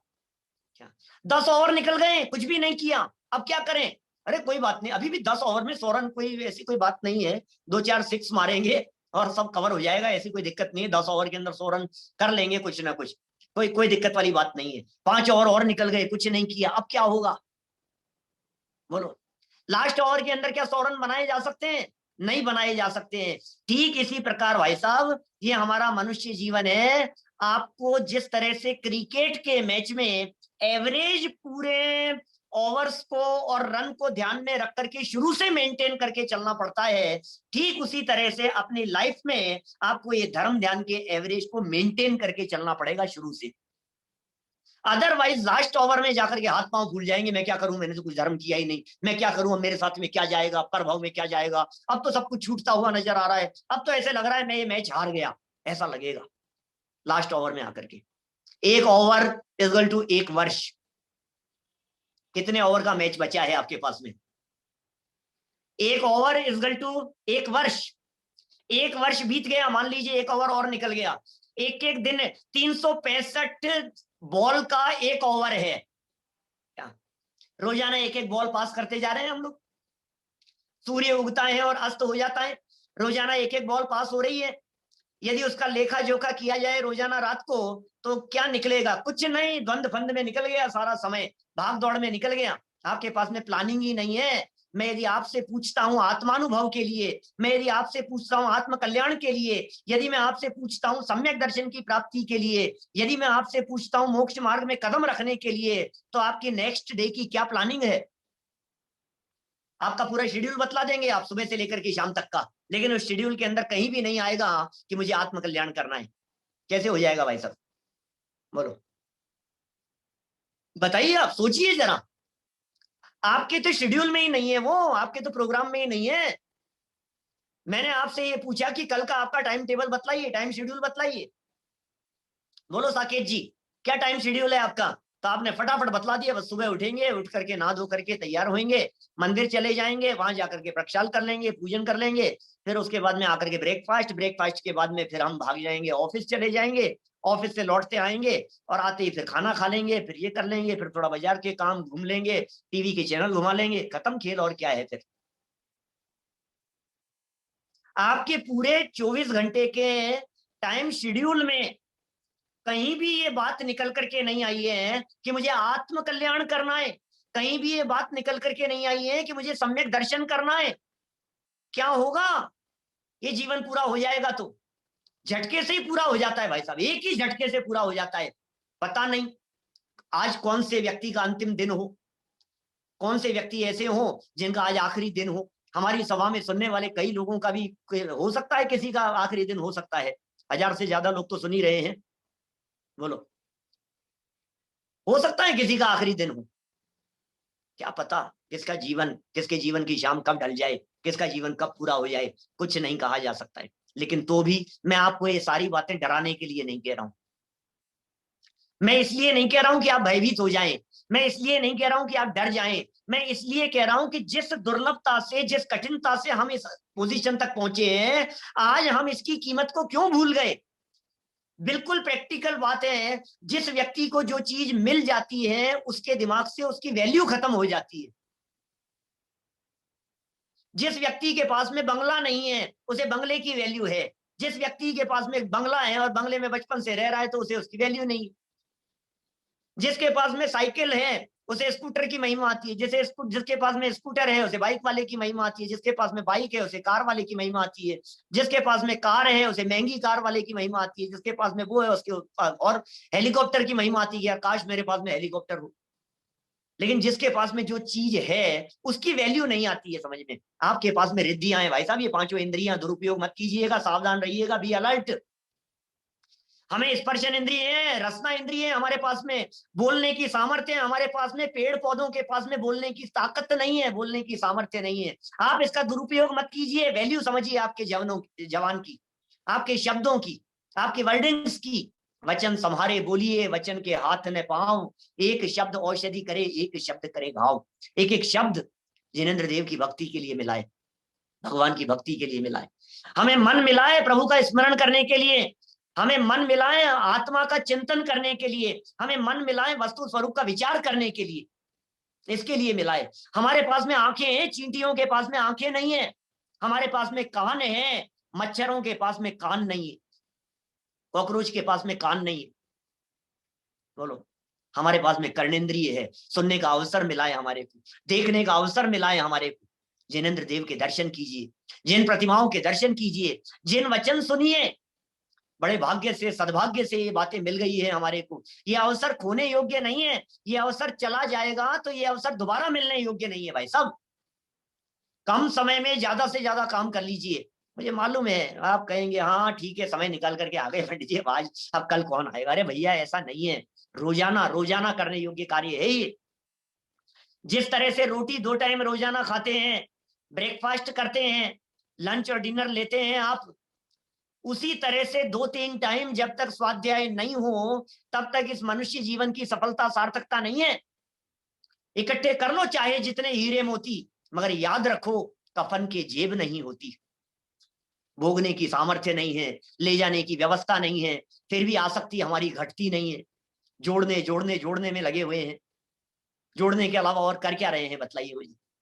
दिन रात यही तो काम कर रहे हैं ना, और जोड़ लो और जोड़ लो और जोड़ लो और इकट्ठा कर लो। मैं एक बात कह सकता हूं आप सभी लोगों के बारे में, सब लोगों के बारे में कह सकता हूं, सचिन भाई, साकेत भाई, सोचना जरा, आज हम जिस पोजीशन में हैं, लाइफ टाइम यदि हम 1 रुपया भी आगे नहीं कमाएं, क्या कह रहा हूं, लाइफ टाइम के लिए 1 रुपये की भी आगे इन फ्यूचर इनकम न हो, तो हमारी जैसी स्मूथली लाइफ चल रही है, उसी तरह की लाइफ यदि चलती रहे तो पूरे जीवन में कमी आने वाली नहीं है।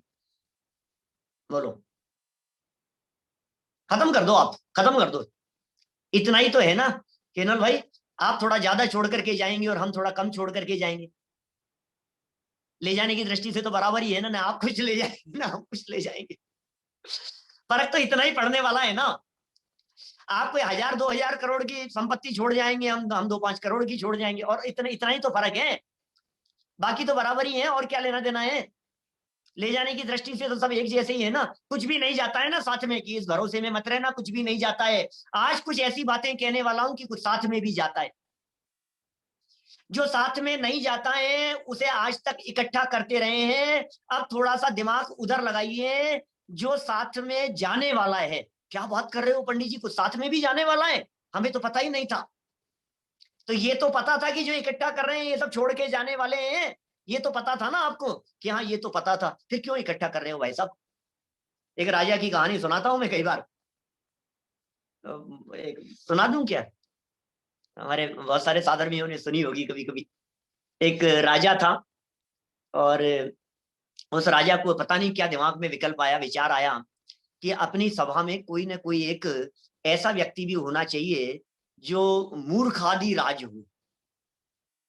पता नहीं क्या विचार आया, सब पोस्ट है हमारे यहाँ अलग अलग तरह की, वैद्य राज भी हैं, हमारे सेनापति हैं, हमारे मंत्री जी हैं, तो इसी तरह से एक पोस्ट क्रिएट की जाए अपने दरबार में मूर्खादि राज की, वो अपनी मूर्खता भरी बातें करें और पूरी सभा का एंटरटेनमेंट होता रहे, वो कुछ ना कुछ अपनी बातें कहे। उसके दिमाग में आया ऐसा कुछ, बड़ा सीरियस मैटर रहता है, कई बार सब उदास हो जाते हैं, कभी सब टेंशन में आ जाते हैं, वो कुछ अपनी नातानी भरी बातें कहें और थोड़ा सा माहौल शांत हो जाए।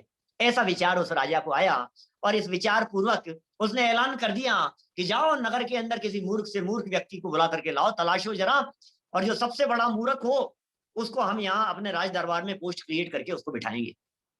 तलाशा गया, एक मूर्ख व्यक्ति को ले आए गए, साथ में ले आए एक मूर्ख व्यक्ति को, वहां उसके गले में एक पट्टा डाल दिया, मूर्खाधिराज, दरबार में बैठा दिया। रोजाना कुछ भी घटनाएं घटती, कुछ भी चर्चाएं होती, और वो भी अपनी राय व्यक्त करता, जैसे मंत्री जी बोलते थे, जैसे सेनापति जी बोलते थे, उस तरह से मूर्खाधिराज भी बोलता था, एंटरटेनमेंट होता रहता था, और दिन निकलते चले गए, समय निकलता चला गया। 10-5 साल आगे बढ़ गए, राजा को कोई बहुत बड़ी बीमारी लग गई, डॉक्टरों का इलाज चल रहा था, और अंत समय आ गया, डॉक्टरों ने जवाब दे दिया। जवाब क्या दिया वो समझ ही गए होंगे आप, भैया बचने वाले नहीं हैं, अब इनका अंतिम समय है। राजा बिस्तरों पर पड़े हुए हैं, सब लोग चारों तरफ खड़े हुए हैं, और ऐसे माहौल और ऐसी परिस्थिति में मूर्खाधिराज भी खड़ा है, हर व्यक्ति खड़े हैं वहां, हर व्यक्ति कुछ ना कुछ संबोधन कर रहा है। महाराज आप चिंता मत करो, महाराज आप विकल्प मत करो, महाराज आप पीछे का मत सोचना कुछ भी, सब व्यवस्थाएं हो जाएगी, सब संभाल लेंगे, अब जो होना था वो हो गया, जो भी है। मतलब जब इस तरह की बातें कही जा रही थी, तो मूर्खाधिराज को ऐसा लगा कि ये पता नहीं ये जो बातें कर रहे हैं, इससे उसने कुछ सोचा और राजा से कहा, महाराज कहीं जाने की तैयारी है क्या? क्या कहा, कहीं जाने की तैयारी है क्या आपकी? क्योंकि सब कह रहे थे आप पीछे की चिंता मत करना, तो इसे लगा कि शायद कहीं कुछ जाने की तैयारी होगी। और राजा भी मरते समय क्या कहता, हाँ हाँ जा रहा हूं भैया। कि महाराज कहाँ जा रहे हैं? कि जा रहा हूं लंबी यात्रा पर। तो महाराज आपकी वो सब पैकिंग वगैरह हो गई, सेना वेना तैयार हो गई क्या? अरे नहीं नहीं, सेना वेना की जरूरत नहीं है। तो महाराज सेना, बिना सेना के अकेले ही? अच्छा महाराज आप शायद फैमिली टूर पर जा रहे होंगे, तो रानियां और बच्चे वगैरह भी जा रहे हैं सब?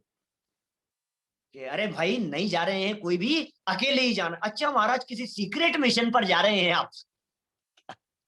अब ये तो मूर्ख व्यक्ति, मूर्खों जैसी बातें करने वाला राजा भी हैरान था, परेशान था, ये क्या प्रश्न पूछे जा रहा है कि हाँ हाँ अच्छा महाराज वहां सारी व्यवस्था तो सब महाराज आपके लिए भोजन वगैरह की पैकिंग वगैरह तो हो गई ना, सारी खाने वाने की व्यवस्था तो सब। अरे भाई कुछ नहीं लेकर के जाना है यहाँ से, साथ में हाथ जोड़ करके कुछ भी नहीं जाना है, अकेले ही जाना है मेरे को।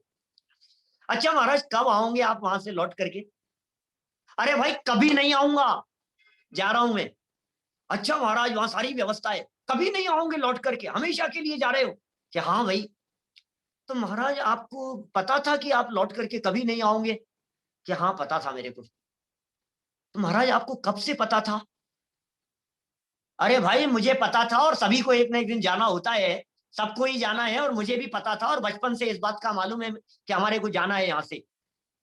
तो वो जो मूर्खादि राज था, उस मूर्खादि राज ने अपने गले में जो पट्टा था ना, वो पट्टे को उतारा और उतार करके महाराज के गले में डाला कि महाराज मैं तो मूर्खादि राज था, आप तो महामूर्खादि राज हैं। जब आपको पूरी जिंदगी से पता था कि मुझे कुछ भी साथ में नहीं लेकर के जाना है, तो पूरे जिंदगी भर क्यों इकट्ठे करते रहे, क्यों जोड़ते रहे?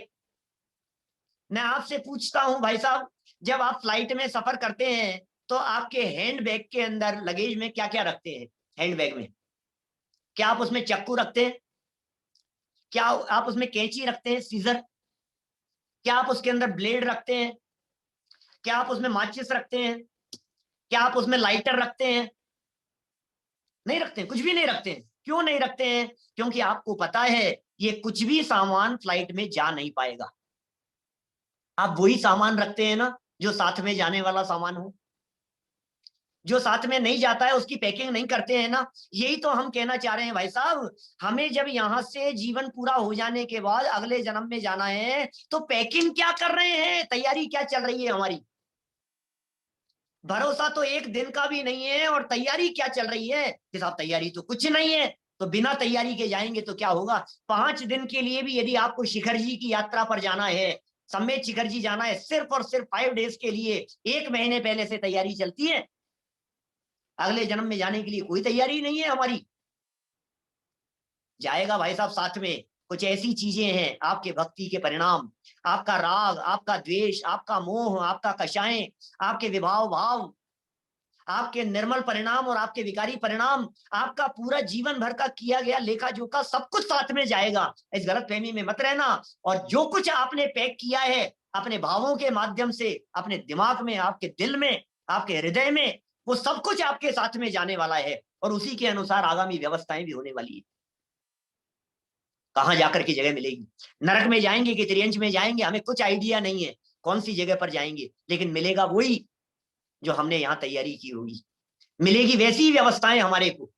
क्या करें पंडित जी, करें क्या आप ये बतलाइए? कोई बात नहीं, चिंता करने की जरूरत नहीं है। वृद्धावस्था भले ही आ गई हो, उम्र 60 से पार हो गई हो, 70 पार हो गई हो, 80 पार हो गई हो, तो भी चिंता करने की जरूरत नहीं है, क्योंकि बची हुई जिंदगी में भी आत्मकल्याण किया जा सकता है। एक व्यक्ति नदी किनारे खड़ा हुआ था, बैठा हुआ था, वहां उदास था। शाम का समय था, गोधूली बेला का समय, जैसे अभी यहाँ इंडिया में समय हुआ है इस तरह का समय, कुछ अंधकार कुछ प्रकाश, थोड़ा बहुत ऐसा धुंधलाता हुआ समय। ऐसे समय में वो नदी किनारे बैठ करके, और कुछ ना कुछ हाथ में, कुछ वहां पत्थर वत्थर कुछ ऐसे हाथ में आए, कुछ एक थैली वैली, एक एक पत्थर निकाल निकाल करके फेंकता जा रहा था, निकाल रहा था और फेंक रहा था, निकाल रहा था और फेंक रहा था। बैठे बैठे कुछ उदास था, दुखी था, पता नहीं किसी बात से लेकर के। इतने में बहुत दूर से आवाज आई, ए भाई साहब क्या कर रहे हो, भाई साहब क्या कर रहे हो, रुको रुको रुको, क्या कर रहे हो? ये रुक गया, ये क्या हुआ? बोले यहाँ तो रत्नों से भरी हुई थैली रखी हुई थी, आपने क्या किया? सारे रत्न निकाल निकाल करके फेंक दिए, समुद्र में फेंक दिए। डायमंड थे, प्रीशियस स्टोन थे सारे उसमें भरे हुए, ये क्या किया आपने? सब फेंक दिए आपने। और उसने देखा तो थैली खाली और हाथ में एक रत्न। अब रोने लगा, अब रोने लगा भाई साहब, अरे भाई साहब मैंने ये क्या कर दिया, मैंने ये क्या कर दिया, मैंने सारे रत्नों को अपने हाथ से फेंक दिया। ओ, रो रहा है, आंसू बहा रहा है। तो जो सामने व्यक्ति था उसने कहा, भाई साहब कोई बात नहीं, जो हो गया उसे भूल जाइए। हाथ में जो एक रत्न है ना, यदि इसको उपयोग में लेंगे तो आपकी बची हुई जिंदगी बहुत अच्छे से कट जाएगी। कोई बात नहीं, जो बीत गया, जो निकल गया, जो चला गया, उसकी चिंता करने की जरूरत नहीं है। उससे ज्यादा आकुलित व्याकुलित होने की जरूरत नहीं है आपको बिल्कुल भी। जो है आपके पास में बचा हुआ, उसका भी यदि सदुपयोग कर लिया जाए तो सार्थक हो जाएगा आपका। यही मैं कहना चाह रहा हूं, आपके पास में एक एक वर्ष, एक एक दिन जस्ट लाइक प्रीशियस स्टोन, बहुमूल्य कीमती रत्नों की तरह है आपका एक एक दिन। कोई बात नहीं, मुझे बहुत सारे लोग ऐसे मिलते हैं जो ये कहते हैं पंडित जी पता नहीं कहाँ समय बिता दिया, पंडित जी पता नहीं, पंडित जी आपको क्या बतलाऊं, मैंने मेरी जिंदगी में कुछ नहीं किया, पंडित जी कितने पाप किए हैं, हमने क्या क्या किया है, हम क्या बताएं, हम क्या बताएं। मैं कहता हूँ भैया कुछ बताने की जरूरत नहीं है, हम सब जानते हैं भूतकाल में अनादि काल से क्या क्या पाप नहीं किए हैं। बीती हुई बातों को भूल जाओ, अब चिंता करने की जरूरत नहीं है, बचे हुए को संभालो। बचे हुए को नहीं संभाल सकते हैं, आगे आने वाले टाइम को नहीं संभाल। और रोज देख रहे हैं अपन घटनाएं, रोज देख रहे हैं जवान बच्चों की मौत हो जाती है। मैं आपसे पूछना चाह रहा हूं भाई साहब, मुझे बतलाइए, जवान बच्चे की मौत हो गई मेरे, और जवान बच्चे की मौत होने पर ऐसा क्या है जो मुझे शांति प्रदान कर सकता है? बोलो। 20 साल का बेटा मर गया, मैं क्या करूं सुखी होने के लिए? जवान बेटे की मौत हो गई, इकलौता बेटा था, क्या करूं मैं, क्या किया जाए? आंखों से आंसू नहीं रुकते हैं। घटनाएं देखता हूं मैं आए दिन, न्यूज़पेपर की घटनाएं। कभी कभी मैं अपने साधर्मियों को, साथियों को ये बात कहता हूं कि न्यूज़पेपर की ऐसी जो घटनाएं आती है, जरा उनकी कटिंग करके एक फाइल बनाओ उनकी। कभी कभी उसके पेज बदल करके, जैसे एल्बम देखते हो ना, ऐसे कभी कभी उस फाइल के पन्ने बदल करके देखा करो। नहीं समझ में आई मैं क्या कह रहा हूं? रोजाना जो न्यूज़पेपर के अंदर घटनाएं घटती है, रोड क्रॉस करते समय वो मर गया, सेल्फी ले रहा था और एकदम पानी की इतनी तेज लहर आई और मर गया। कुछ भी नहीं, बाइक खड़ी कर रहा था और पेड़ गिर गया माथे पर। ये क्या हुआ? बाइक से जा रहे थे और ट्रक पलट गया उनके ऊपर, मौत हो गई उनकी। हमारे यहाँ जयपुर की कुछ सालों पहले की घटनाएं, एक दो भाई थे और एक भाई दिल्ली में जॉब करता था, एक यहीं रहता था, एक 20-22 साल का था और एक 24 साल का था। बड़ा भाई हमेशा फ्राइडे नाइट को वहां से बैठता था दिल्ली से, सैटरडे संडे जयपुर में साथ में रहता था। दो बेटे, दो भाई थे। वो दिल्ली से वहां से आया, सुबह उसको लेने के लिए छोटा भाई गया बड़ी चौपड़ पर, यहां सुबह उसको लेने के लिए गया बाइक पर, और वो उतरा, उसको बिठाया, दोनों भाई बाइक पर बैठ करके आ रहे थे, एक ट्रक ने टक्कर मारी और दोनों जवान बेटे, उनकी डेथ हो गई वहीं ऑन स्पॉट। एक 22 साल का, एक 24 साल का। न्यूज़पेपर की घटनाएं हैं। मैं कहता हूं ऐसी कटिंग्स काट करके जरा आप चिपका करके रखिए, पता नहीं कब एक्सीडेंट हमारा हो जाए, पता नहीं कब अटैक आ जाए, पता नहीं कब किडनी फेल हो जाए, पता नहीं कब डॉक्टर जवाब दे देवे, पता नहीं कब कोरोना आ जाए, पता नहीं क्या परिस्थिति आ जाए। कोई बात नहीं, आ जाने दो, शांति। भाई साहब मैं इस बात की गारंटी नहीं दे सकता हूं कि आप यदि रोजाना स्वाध्याय करेंगे तो आपके हार्ट की प्रॉब्लम ठीक हो जाएगी। मैं इस बात की गारंटी नहीं दे रहा हूं कि आप रोजाना स्वाध्याय करेंगे तो आपकी किडनी की प्रॉब्लम ठीक हो जाएगी। मैं इस बात की गारंटी नहीं दे रहा हूं कि आपकी घर की समस्याएं, बिजनेस की समस्याएं, ये सब मिट जाएगी स्वाध्याय करने से। लेकिन इतनी गारंटी मैं जरूर दे सकता हूं आपको कि परेशानियां कैसी भी आ जाए, उन सारी परेशानियों में आप शांत रह सकेंगे, आपको शांति मिलेगी। ये जिनवाणी की चर्चाएं, ये तत्वज्ञान की चर्चाएं, ये वस्तु स्वरूप की चर्चाएं, बड़े से बड़ा संकटों का पहाड़ यदि माथे पर टूट पड़े, उसके बावजूद भी आप सहज कैसे रह सकते हैं, ये कला सिखाती है हमारे को जिनवाणी माँ। ये कला सिखाते हैं हमारे को शास्त्र, ये कला सिखाते हैं हमारे को प्रवचन, ये कला सिखाते हैं हमारे को आध्यात्मिक व्याख्यान, वस्तु स्वरूप का विचार। एक बार विचार कीजिए मैं कौन हूं, एक बार विचार कीजिए मेरा क्या स्वरूप है, एक बार देखने की कोशिश तो कीजिए, ये जो दिखाई दे रहा है यही मैं हूं या इससे भिन्न मैं कोई तत्व हूं, मैं कोई अलग तत्व हूं। मैं ये नहीं हूं जो दिखाई दे रहा है, मैं ये नहीं हूं जो मिरर के सामने खड़े होने पर दिखाई देता है, मैं वो तत्व हूं अंदर जिसका मरण नहीं होता है। भाई साहब मरण की चर्चाएं बहुत की मैंने, वैराग्य जगाने के लिए, हृदय को झकझोर देने के लिए। लेकिन अब ये कहना चाहता हूं, मौत का खौफ नहीं होता आत्मार्थी व्यक्ति के हृदय में, मौत का डर नहीं होता आत्मार्थी व्यक्ति के हृदय में। मौत से डरता नहीं है क्योंकि वो जानता है मैं वो तत्व हूं जिसका कभी मरण नहीं होता, मेरी मौत नहीं होती, अवस्थाएं बदलती है। जिस तरह से वस्त्र बदल लिए जाते हैं, इस तरह से शरीर बदल लिया जाता है। क्या फर्क पड़ता है? देखिए भाई साहब, घबराहट तो उसे होती है, पुलिस को देख करके डर किसे होता है? डर किसे लगता है? चोर को। पुलिस को देख करके किसको डर लगेगा? इनकम टैक्स वाले आ गए, डर किसे लगेगा? जिसने कहीं ना कहीं कुछ ना कुछ घपला किया होगा, हेरफेर की होगी, उसे डर लगेगा ना। डर किसे लगता है? इसी तरह से मौत का डर किसे लगता है? पता नहीं मर के नरक में नहीं चला जाऊं, पता नहीं मर के त्रियंच में नहीं चला जाऊं, पता नहीं कुत्ता बिल्ली नहीं बन जाऊं, पता नहीं कहां जाऊंगा, हे भगवान पता नहीं क्या होगा। लेकिन जो ज्ञानी धर्मात्मा ये जानते हैं, अरे भैया शरीर बदल जाएगा, कल छूटे चाहे आज छूटे, हमें क्या फर्क पड़ता है? हमने अपना करने योग्य काम कर लिया है, वो काम कर लीजिए इस मनुष्य जीवन को प्राप्त करके। इस दुर्लभ मनुष्य जीवन के अमूल्य क्षणों को, बहुमूल्य क्षणों को बर्बाद करने की जरूरत नहीं है। बर्बाद हो रहे हैं ये ऑटोमेटिक। समय कम है आपके पास में, काम ज्यादा है। अनंत शास्त्रम बहुलश्च विद्या अल्पश्च कालो बहुविघ्नता च यत्सारभूत तदुपासनीयम हंसो यथा क्षीरमिवाम्बुध्यात्। भैया अनंत शास्त्रम, शास्त्र अनंत है, शास्त्रों का पार नहीं है। बहुलश्च विद्या, विद्या बहुत है, ज्ञान बहुत है, ज्ञान का विस्तार बहुत है। अनंत शास्त्रम बहुलश्च विद्या, और काल थोड़ा है हमारे पास। अल्पश्च कालो, और उसमें भी अशोक जी भाई साहब बहुविघ्नता, विघ्न बाधाएं कितनी।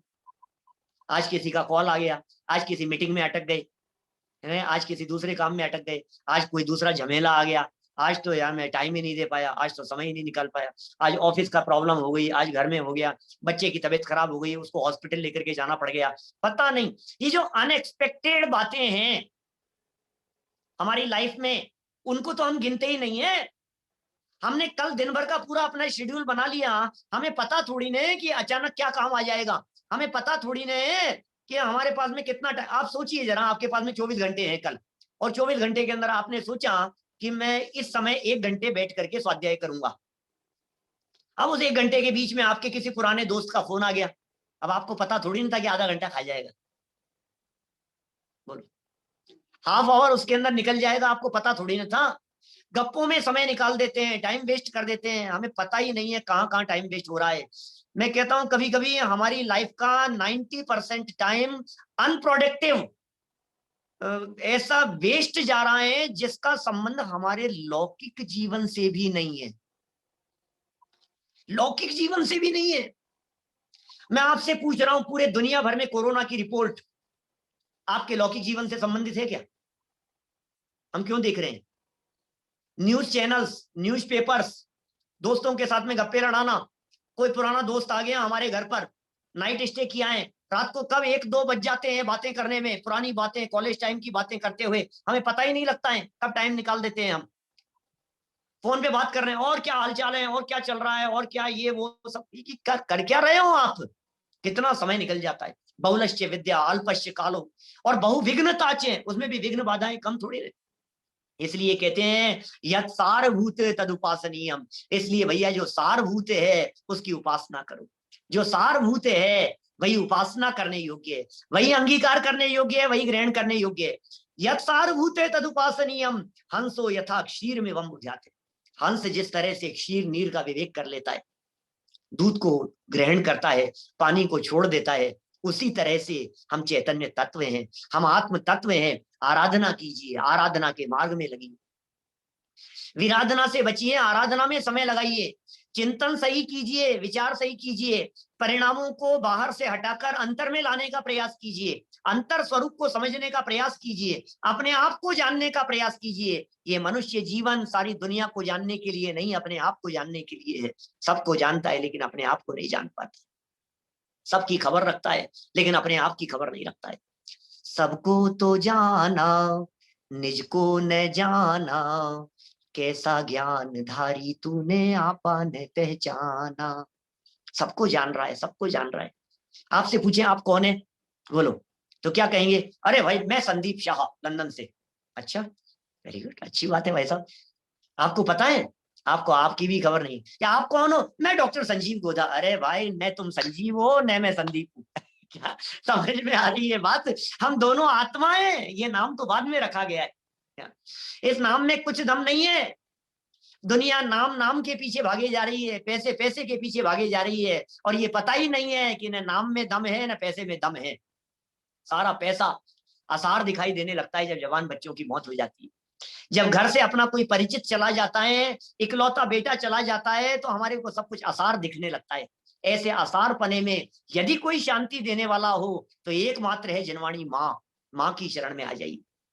जो जीव जिनवाणी माँ की शरण में अपना काल बिताते हैं, जो इस तत्व ज्ञान की शरण में अपना काल बिताते हैं, कभी अपने आप को अभागा मत समझना, क्योंकि बाहर में आपके पास में कुछ भी नहीं हो तो भी जिनवाणी आपके साथ में। बाहर में आपके पास में कुछ भी नहीं हो, संकट कितने भी बड़े से बड़े क्यों नहीं आ जाए भाई साहब, दुनिया भले ही कह रही हो कि आप अभागे हैं, लेकिन आप भाग्यशाली हो सकते हैं अपने वर्तमान समय को सदुपयोग में लगाकर। दुनिया भले ही ये बात कह रही हो, अरे यार भागा है, 5 लाख दिए थे, 25 लाख दिए थे इसके पिताजी ने, बिजनेस में लगा दिए, डुबो दिए इसने, अब आ गए। जहां बिजनेस में पैसा लगाता है, जिस शेयर को खरीद लेता है, उस शेयर के दाम गिर जाते हैं, अब आगा है। ये तो किस्मत ही खराब है इसकी, तो इसे भी लगने लगता है किस्मत खराब है। हम ये कहना चाहते हैं भाई साहब, आपकी किस्मत खराब नहीं है, आपकी किस्मत बहुत अच्छी है, क्योंकि आज इस दुनिया के 700 करोड़ लोगों में से आप वो भाग्यशाली लोग हैं जिनके कानों में ये जिनवाणी की चर्चाएं पड़ रही है। आप वो भाग्यशाली लोग हैं जिन्हें जिनवाणी की बात सुनने का विचार आ रहा है। ये विचार आना अपने आप में सद्भाग्य की निशानी है। ये विचार नहीं आता है। आपने कितने लोगों को ये बातें कही होगी, आपने कितने लोगों को मैसेज दिए होंगे, आपने कितने लोगों के पास में ये प्रवचन फॉरवर्ड किया होगा, लिंक फॉरवर्ड की होगी, भैया आना सुनने के लिए। कितने लोग आए? नहीं आ पाएंगे भाई साहब। वही आ पाएंगे जिनकी किस्मत में होगा, वे ही आ पाएंगे जिनका सद्भाग्य जागृत होगा, वे ही सुन पाएंगे। रसी नहीं है। कितने लोग लिंक को टच ही नहीं करते हैं, डिलीट कर देते हैं। अरे यार ये फिर लिंक डाल दी, फिर ये मैसेज डाल दिया, फिर प्रवचन। यार इनको चैन ही नहीं है, प्रवचन के अलावा चैन ही नहीं है। ये तो तब पता लगेगा जब पांव कब्र में लटके हुए होंगे, जब यमराज सामने खड़ा हुआ होगा। ऐसा कोई यमराज होता नहीं है, लेकिन कल्पना कीजिए सामने से मौत आकर के खड़ी हो जाए, सामने आपके कोई बंदूक तान करके खड़ा हो, आपके पास में है शांति के लिए कोई चीज? नहीं मर जाऊंगा मैं, क्या कर, अरे नहीं नहीं मारो मत, मारो। अरे भाई तो सही है आपके पास में शांति। रविन्द्रनाथ टैगोर की सच्ची घटना है भाई साहब। रविंद्रनाथ टैगोर, सुना होगा नाम आप सभी ने। टैगोर साहब कुछ लिख रहे थे, और लिखते लिखते अचानक कोई व्यक्ति, उनका कोई दुश्मन आया और सामने आकर के बंदूक तान दी। हैंड्स अप, बंदूक तान दी सामने से। और जब बंदूक तान दी, वो कुछ लिख रहे थे, उन्होंने ऊपर देखा और ऊपर देख करके कहा जस्ट वेट। क्या बात कर रहे हो आप? सामने बंदूक लेकर के खड़ा है व्यक्ति मारने के लिए, और जस्ट वेट कह करके इन्होंने आगे लिखना शुरू कर दिया।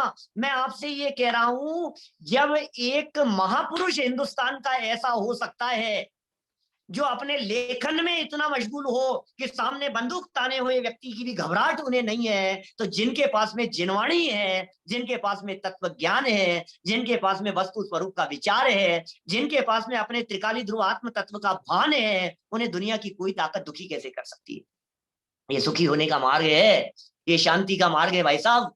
पूरी दुनिया छान मारी है आप, रत्नों के पल्ले में आपको झुलाया जाए, सोने से आपको तोल दिया जाए, हीरे माणिक मोती जवाहरात चारों तरफ आपके घर में लगे हुए हों, उसके बावजूद भी शांति की गारंटी नहीं है। और 5 मिनट के लिए जिनवाणी की चर्चा सुनने पर जिस अपार शांति का वेदन होता है, उसकी तुलना चक्रवर्तियों के वैभव से नहीं की जा सकती है, इंद्र हेमेंद्रों के वैभव से नहीं की जा सकती है। वो जो शांति का वेदन होता है, मैं तो उस शांति की बात कर रहा हूं जो तत्व विचार मात्र से आ गई है।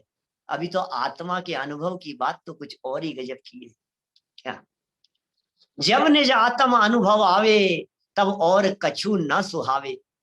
जिन भाग्यशाली जीवों को, जिन आत्मार्थियों को आत्मा का अनुभव होता है, जो शुद्धोपयोगी होते हैं, जो सम्यक दृष्टि होते हैं, जो भेद विज्ञानी होते हैं, जिनके कदम मोक्ष मार्ग पर बढ़े हुए होते हैं, दुनिया में फिर उन्हें दुख नहीं होता है, फिर कोई कष्ट नहीं है, आनंद में झूमते हैं, अस्थि की मस्ती में झूमते हैं। अरे कोई बात नहीं, बिजनेस चला गया कोई बात नहीं, नुकसान हो गया कोई बात नहीं, ये प्रॉब्लम हो गई कोई बात नहीं, क्रमबद्ध है, वस्तु स्वरूप ही ऐसा ही है, कण कण की स्वाधीनता है। भगवान महावीर स्वामी के ज्ञान में यही झलक रहा था, अपने ऐसे ही कर्म का उदय, उसके पास में 50 फॉर्मूले ऐसे हैं मन की शांति के लिए। भाई साहब थोड़ा कहा है, बहुत समझना, हमारा समय सीमा यहाँ समाप्त हो रही है, हो गई है, इसलिए मैं वापस माइक आपके सुपुर्द करता हुआ अंत में यही कहना चाहता हूं कि ये मनुष्य जीवन जो वहां दुर्लभता से मिला है, बचे हुए समय को यदि सार्थक करने का प्रयत्न नहीं किया गया तो समय तो अपनी तेजी से निकल रहा है, अपनी तेजी से निकल रहा है, समय भाग रहा है, हमें पता भी नहीं लगेगा। कहीं एक व्हाट्सएप पर आते हुए मैसेज में ऐसा पढ़ा था कि लाइफ तो जस्ट लाइक आइसक्रीम की तरह है, टेस्ट करो या वेस्ट करो ये आपके ही हाथ में है, ये तो नहीं तो पिघल तो रही ही है। ये आप यदि टेस्ट नहीं करेंगे तो वेस्ट तो हो ही रही है, आप यदि अपने जीवन को सफल नहीं करेंगे तो बर्बाद तो हो ही रहा है। हम सब जिनवाणी के माध्यम से अपने आत्म स्वरूप को समझकर अपना आत्म कल्याण करें, इसी मंगल भावना से मैं बात को यहीं विराम देता हूँ। संजीव जी बहुत बहुत आपका आभार और धन्यवाद। मानव जीवन की दुर्लभता का आपने जो हमें एहसास कराया, आई थिंक पिछले 1 घंटे में आपने हमको एक तरफ से झकझोर दिया है, झकझोर के हमें नींद से उठाया है कि हम जागें और जितने रत्न हम गवा चुके हैं उसका तो हम कुछ नहीं कर सकते, लेकिन जो कुछ हमारे हाथ में अब समय है, जो रत्न बचे हैं उसका हम उपयोग करके और हम इस समय को सार्थक बनाएं। तो ये हमारी संवेदनाएं भावनाएं जगाने के लिए आपका एक बार पुनः बहुत बहुत आभार। और जब भी आपको सुनते हैं लगता है कि मतलब कुछ तो है कि हम आपसे जुड़े रहें, सुने आपको। तो आज के इसमें प्रवचन के बाद में हमारे पास में अभी करीब आधे घंटे का वक्त है, जबकि कोई भी श्रोता कुछ प्रश्न पूछना चाहें संजीव जी को तो वो अपना हैंड रेस कर सकते हैं। यहाँ वर्चुअल हैंड होता है जूम के ऊपर, तो उसे आप क्लिक करिए तो हम एक बार एक एक करके हम आपको अनम्यूट करेंगे और आप प्रश्न पूछ सकते हैं संजीव जी को।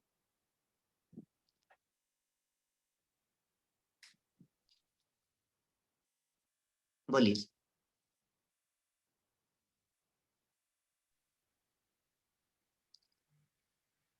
We have Saket Jain, so I'm just going to add him to the spotlight. Or Saket ji, you can unmute yourself now. Yeah, I am unmuted. जय जिनेन्द्र पंडित जी। जय जिनेन्द्र। बहुत अच्छा था प्रवचन। मेरा एक क्वेश्चन है कि आपने साथ में लेके क्या जाएंगे उसकी चर्चा करी थी, तो जो भी हम भाव करते हैं वो जाएंगे। तो जैसे विकारी भाव हो रहे हैं, विभाव भाव हो रहे हैं, या फिर हम शुभ भाव कर रहे हैं वो जाएंगे। तो डे टू डे लाइफ में मतलब जैसे हम ऑफिस जाते हैं, अभी जैसे ये सुनते हैं, मान लो स्वाध्याय भी करते हैं, और डे टू डे लाइफ में हम अपने भावों को, क्योंकि the flow of things which comes to us, right, it is very intense and then it is very easy to lose all this focus and all, right. तो उसको कैसे हम डे टू डे लाइफ में अपने भावों को मतलब इस तरफ जोड़े रखें? बहुत सुंदर प्रश्न है आपका, और ये तो तभी हो सकता है जब आपको अपने जीवन की दुर्लभता का और समय बीत रहा है उसका पता हो। देखिए, जिनको पैसे की कीमत समझ में आती है वो पैसे को संभाल के खर्च करते हैं, जिनको टाइम की कीमत समझ में आती है वो टाइम को संभाल के खर्च करते हैं। भाई सीधी सी बात है ना। लेकिन पैसे और टाइम में एक बहुत बड़ा डिफरेंस है। पैसे को तो हम खर्च करते हैं तभी खर्च होता है, लेकिन टाइम बिना खर्च किए हुए भी ऑटोमेटिक खर्च हो रहा है।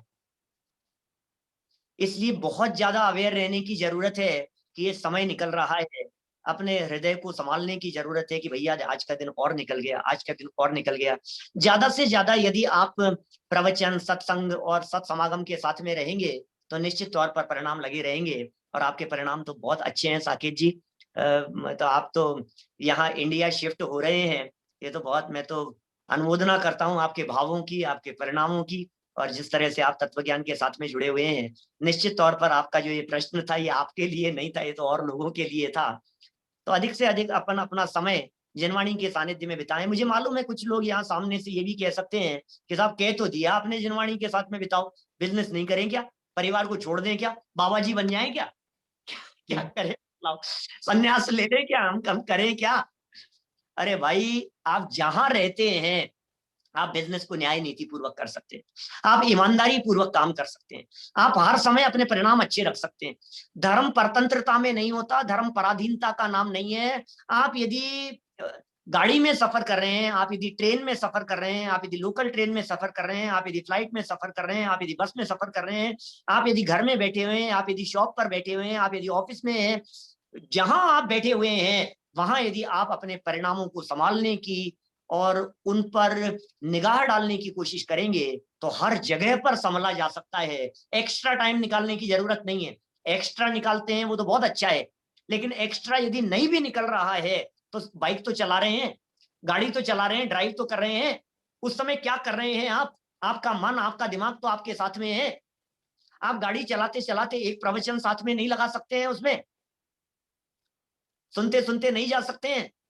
जब आप लिफ्ट में चढ़ रहे होते हैं उस समय आप विचार नहीं कर सकते हैं। विचार तो 24 आवर्स चलते हैं ना, हर समय आप विचार कर सकते हैं, विचार आपके साथ में हैं। आप यदि अवेयर रहेंगे अपनी लाइफ के प्रति और अपने फ्यूचर के प्रति, टेम्परेरी फ्यूचर नहीं 10-20 साल का सड़ा गला, परमानेंट फ्यूचर की बात कर रहा हूं, आगे वाले फ्यूचर की बात कर रहा हूं। यदि आप अवेयर रहेंगे तो निश्चित तौर पर समय का सदुपयोग कर पाएंगे। और कोई?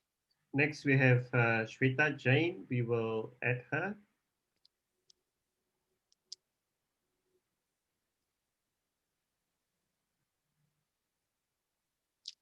जय जी पंडित जी, मैं श्वेता जैन। जय जिनेंद्र, बोलिए। जैसे भी साकेत भैया ने पूछा कि आप जो भाव करते हैं, तो हम अपनी डे टू डे लाइफ में अगर कोई एक भाव कंटिन्यूअसली करते हैं और उसमें हम पुरुषार्थ भी करते हैं, तो ऐसा होता है कि हम जो जैसे भाव करते हैं वैसा होता है। वापस जो भाव जैसा करते हैं वैसा ही होता है ना कंटिन्यूअसली। यदि किसी तरह का कोई भाव यदि हम कर रहे हैं, हाँ, मतलब फ्यूचर किस तरह का बनेगा, ऐसा पूछना चाह रहे हैं आप? हाँ, मतलब कि जैसे मैं अगर भाव कर रही हूँ कि कंटिन्यूअसली कि मुझे मैनेजर बनना है और मैं कंटिन्यूअसली उसमें पुरुषार्थ भी कर रही हूँ, तो मेरा जो भाव बन रहे हैं कंटिन्यूअसली उस हिसाब से ही होगा कि जैसा भाव होते हैं वैसा ही होगा कि नहीं होगा? नहीं, ऐसा नहीं है। सोचने में तो मैं सोचता हूँ कि मैं भारत का प्रधानमंत्री बन जाऊं, तो ये मेरे सोचने से थोड़ी जाएगा कुछ भी। मैं कितना भी सोचता रहूं, हर व्यक्ति सोचता है मैं तो राष्ट्रपति बन जाऊं, तो उससे थोड़ी ना काम चलेगा। सोचने से क्या होगा? आपका एक्शन प्लान उस तरह का होना चाहिए। और ये जगत की परिस्थितियों की बात है। आप अपने पुरुषार्थ पूर्वक सम्यक दर्शन तो ले सकते हैं, आप अपने पुरुषार्थ पूर्वक भगवान तो बन सकते हैं, लेकिन पुरुषार्थ पूर्वक राजा नहीं बन सकते। पुरुषार्थ पूर्वक एक रुमाल को भी, एक घड़ी को भी इधर से उधर नहीं कर सकते हैं आप। बोलो, माने पर वस्तुओं में पुरुषार्थ नहीं चलता है। हमारा पुरुषार्थ चलता है अपने परिणामों में, हमारा पुरुषार्थ चलता है अपने अंदर में, हमारा पुरुषार्थ चलता है अपने भीतर। इसलिए बाहर में पुरुषार्थ नहीं चलता है, अंदर में पुरुषार्थ करने की कोशिश करें, स्वावलंबन का पुरुषार्थ करने की कोशिश करें। पुरुषार्थ करके सम्यक दर्शन, भेद विज्ञान, शुद्धोपयोग, अतीन्द्रिय आनंद, मुक्ति प्राप्ति, मोक्ष मार्ग की शुरुआत, ये तो किया जा सकता है पुरुषार्थ पूर्वक। लेकिन पुरुषार्थ पूर्वक मैं अपना कैंसर ठीक कर लूं, पुरुषार्थ पूर्वक मैं अपना सर दर्द ठीक कर लूं, बोले ये नहीं कर सकते। सर दर्द के काल में शांत रहने का पुरुषार्थ किया जा सकता है, लेकिन सर दर्द ठीक करने में पुरुषार्थ नहीं चलता। जॉब में पुरुषार्थ नहीं चलता, पैसा कमाने में पुरुषार्थ नहीं चलता है। हमारे कमाने से पैसा नहीं कमाया जाता है भाई साहब, ये वस्तु स्वरूप है, ये वस्तु स्थिति है। कितना कितना सुबह से शाम तक पत्थर फोड़ता रहता है मजदूर, मिलता क्या है उसे? शाम को लात मार के भगा दिया जाता है, ऊपर से चोरी का इल्जाम लगा दिया जाता है। नहीं साहब, पुरुषार्थ तो कर रहा है, पुरुषार्थ तो करे, कुछ नहीं होता है इस पुरुषार्थ से। पर में पुरुषार्थ चलता ही नहीं है हमारा। पुरुषार्थ तो हर व्यक्ति कमाने के लिए करता है ना, फिर लॉस क्यों हो जाता है? यदि पुरुषार्थ से ही सब कुछ होता हो तो दुनिया में कौन व्यक्ति ये सोचता है कि मेरी आंखों पे चश्मा चढ़ना चाहिए? कभी ऐसा सोचते हैं राजेश भाई? कभी आपको ऐसा विकल्प आता है, इस तरह का विचार आता है, बहुत समय हो गया मेरे तो कभी बुखार ही नहीं हुआ, एक बार बुखार होना चाहिए। मेरी लाइफ में कभी फ्रैक्चर नहीं हुआ, फ्रैक्चर होना चाहिए। कभी सोचता है, लेकिन फिर भी होता है ना। इसका मतलब नहीं चाहते हुए भी दुनिया में कितने काम होते हैं। कहने का मतलब यह है कि बाहरी वस्तुओं में हमारा पुरुषार्थ चलता नहीं है, हमारा पुरुषार्थ अपने अंदर में चलता है। बाहर में नहीं चलता है। इसलिए बाहर से दृष्टि हटाओ और अपने अंदर में पुरुषार्थ लगाने का प्रयत्न करो। और बोलिए। Okay, next we have Rajesh Bhai Kotadia. Rajesh भाई बोलिए।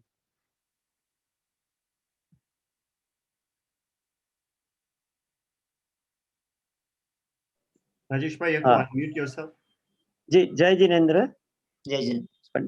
हाँ जी, एक सवाल ऐसा है कि जैसे अपन स्वाध्याय भी करते रहते हैं और अभी आजकल जो कोरोना महामारी चलती है तो एक अंदर से, भले बाहर से अपन नहीं दिखाए लेकिन अंदर से देख कोरोना का डर बना ही रहता है, तो इससे बचने के लिए फिर क्या करना चाहिए? इससे बचने के लिए मेरा एक प्रवचन था, क्या करें अंत समय कोरोना में। शायद निश्चित तौर पर आपने सुना होगा, क्योंकि लगभग 42-45 हजार लोगों ने सुना है उसे। अच्छा। निश्चित तौर पर आपने सुना ही होगा उसे। 1 घंटे का प्रवचन था, कोरोना के दरमियान ही किया था मैंने। हाँ, और तो मैंने नहीं सुना है। हाँ, देखो अभी सुन प्रैक्टिस लूंगा। है, आपको जो घबराहट दिखाई दे रही है, जैसे जैसे हाँ। प्रैक्टिस चली जाती है, जैसे जैसे आध्यात्मिक चिंतन का विकास होता चला जाता है, जिसका चिंतन का विकास जितना ज्यादा है, जिसके अंदर परिणामों में निर्मलता जितनी ज्यादा है, जिसका अभ्यास जितना ज्यादा है, उसको घबराहट भी उतनी कम है। इट डिपेंड्स, हर व्यक्ति का अभ्यास अलग अलग है। तो हर स्वाध्याय व्यक्ति को एक जैसा चिंतन होगा ऐसा नहीं कह सकते हैं, क्योंकि सबका स्वाध्याय अलग अलग है, सबकी गहराई अलग अलग है, सबकी सोच, सबका चिंतन सब अलग अलग है। इसलिए यदि थोड़ी बहुत भी घबराहट दिल के कोने में बैठी हुई है तो मैं यही रिकमेंड करूंगा, और ज्यादा अभ्यास कीजिए, और ज्यादा अभ्यास कीजिए, और ज्यादा अभ्यास कीजिए, है ना। जी जी, बहुत बढ़िया, धन्यवाद। और भी किसी को प्रश्न पूछना है तो प्लीज रेज योर हैंड, अपना हाथ रेज करिए एंड यू कैन आस्क। या अभय जी जैन। जय हिंद पंडित जी। जय जिनेंद्र, बोलिए। पंडित जी 2 सवाल हैं। पहले एक छोटा सा फैक्चुअल सवाल है, पहले वो पूछ लेता हूँ।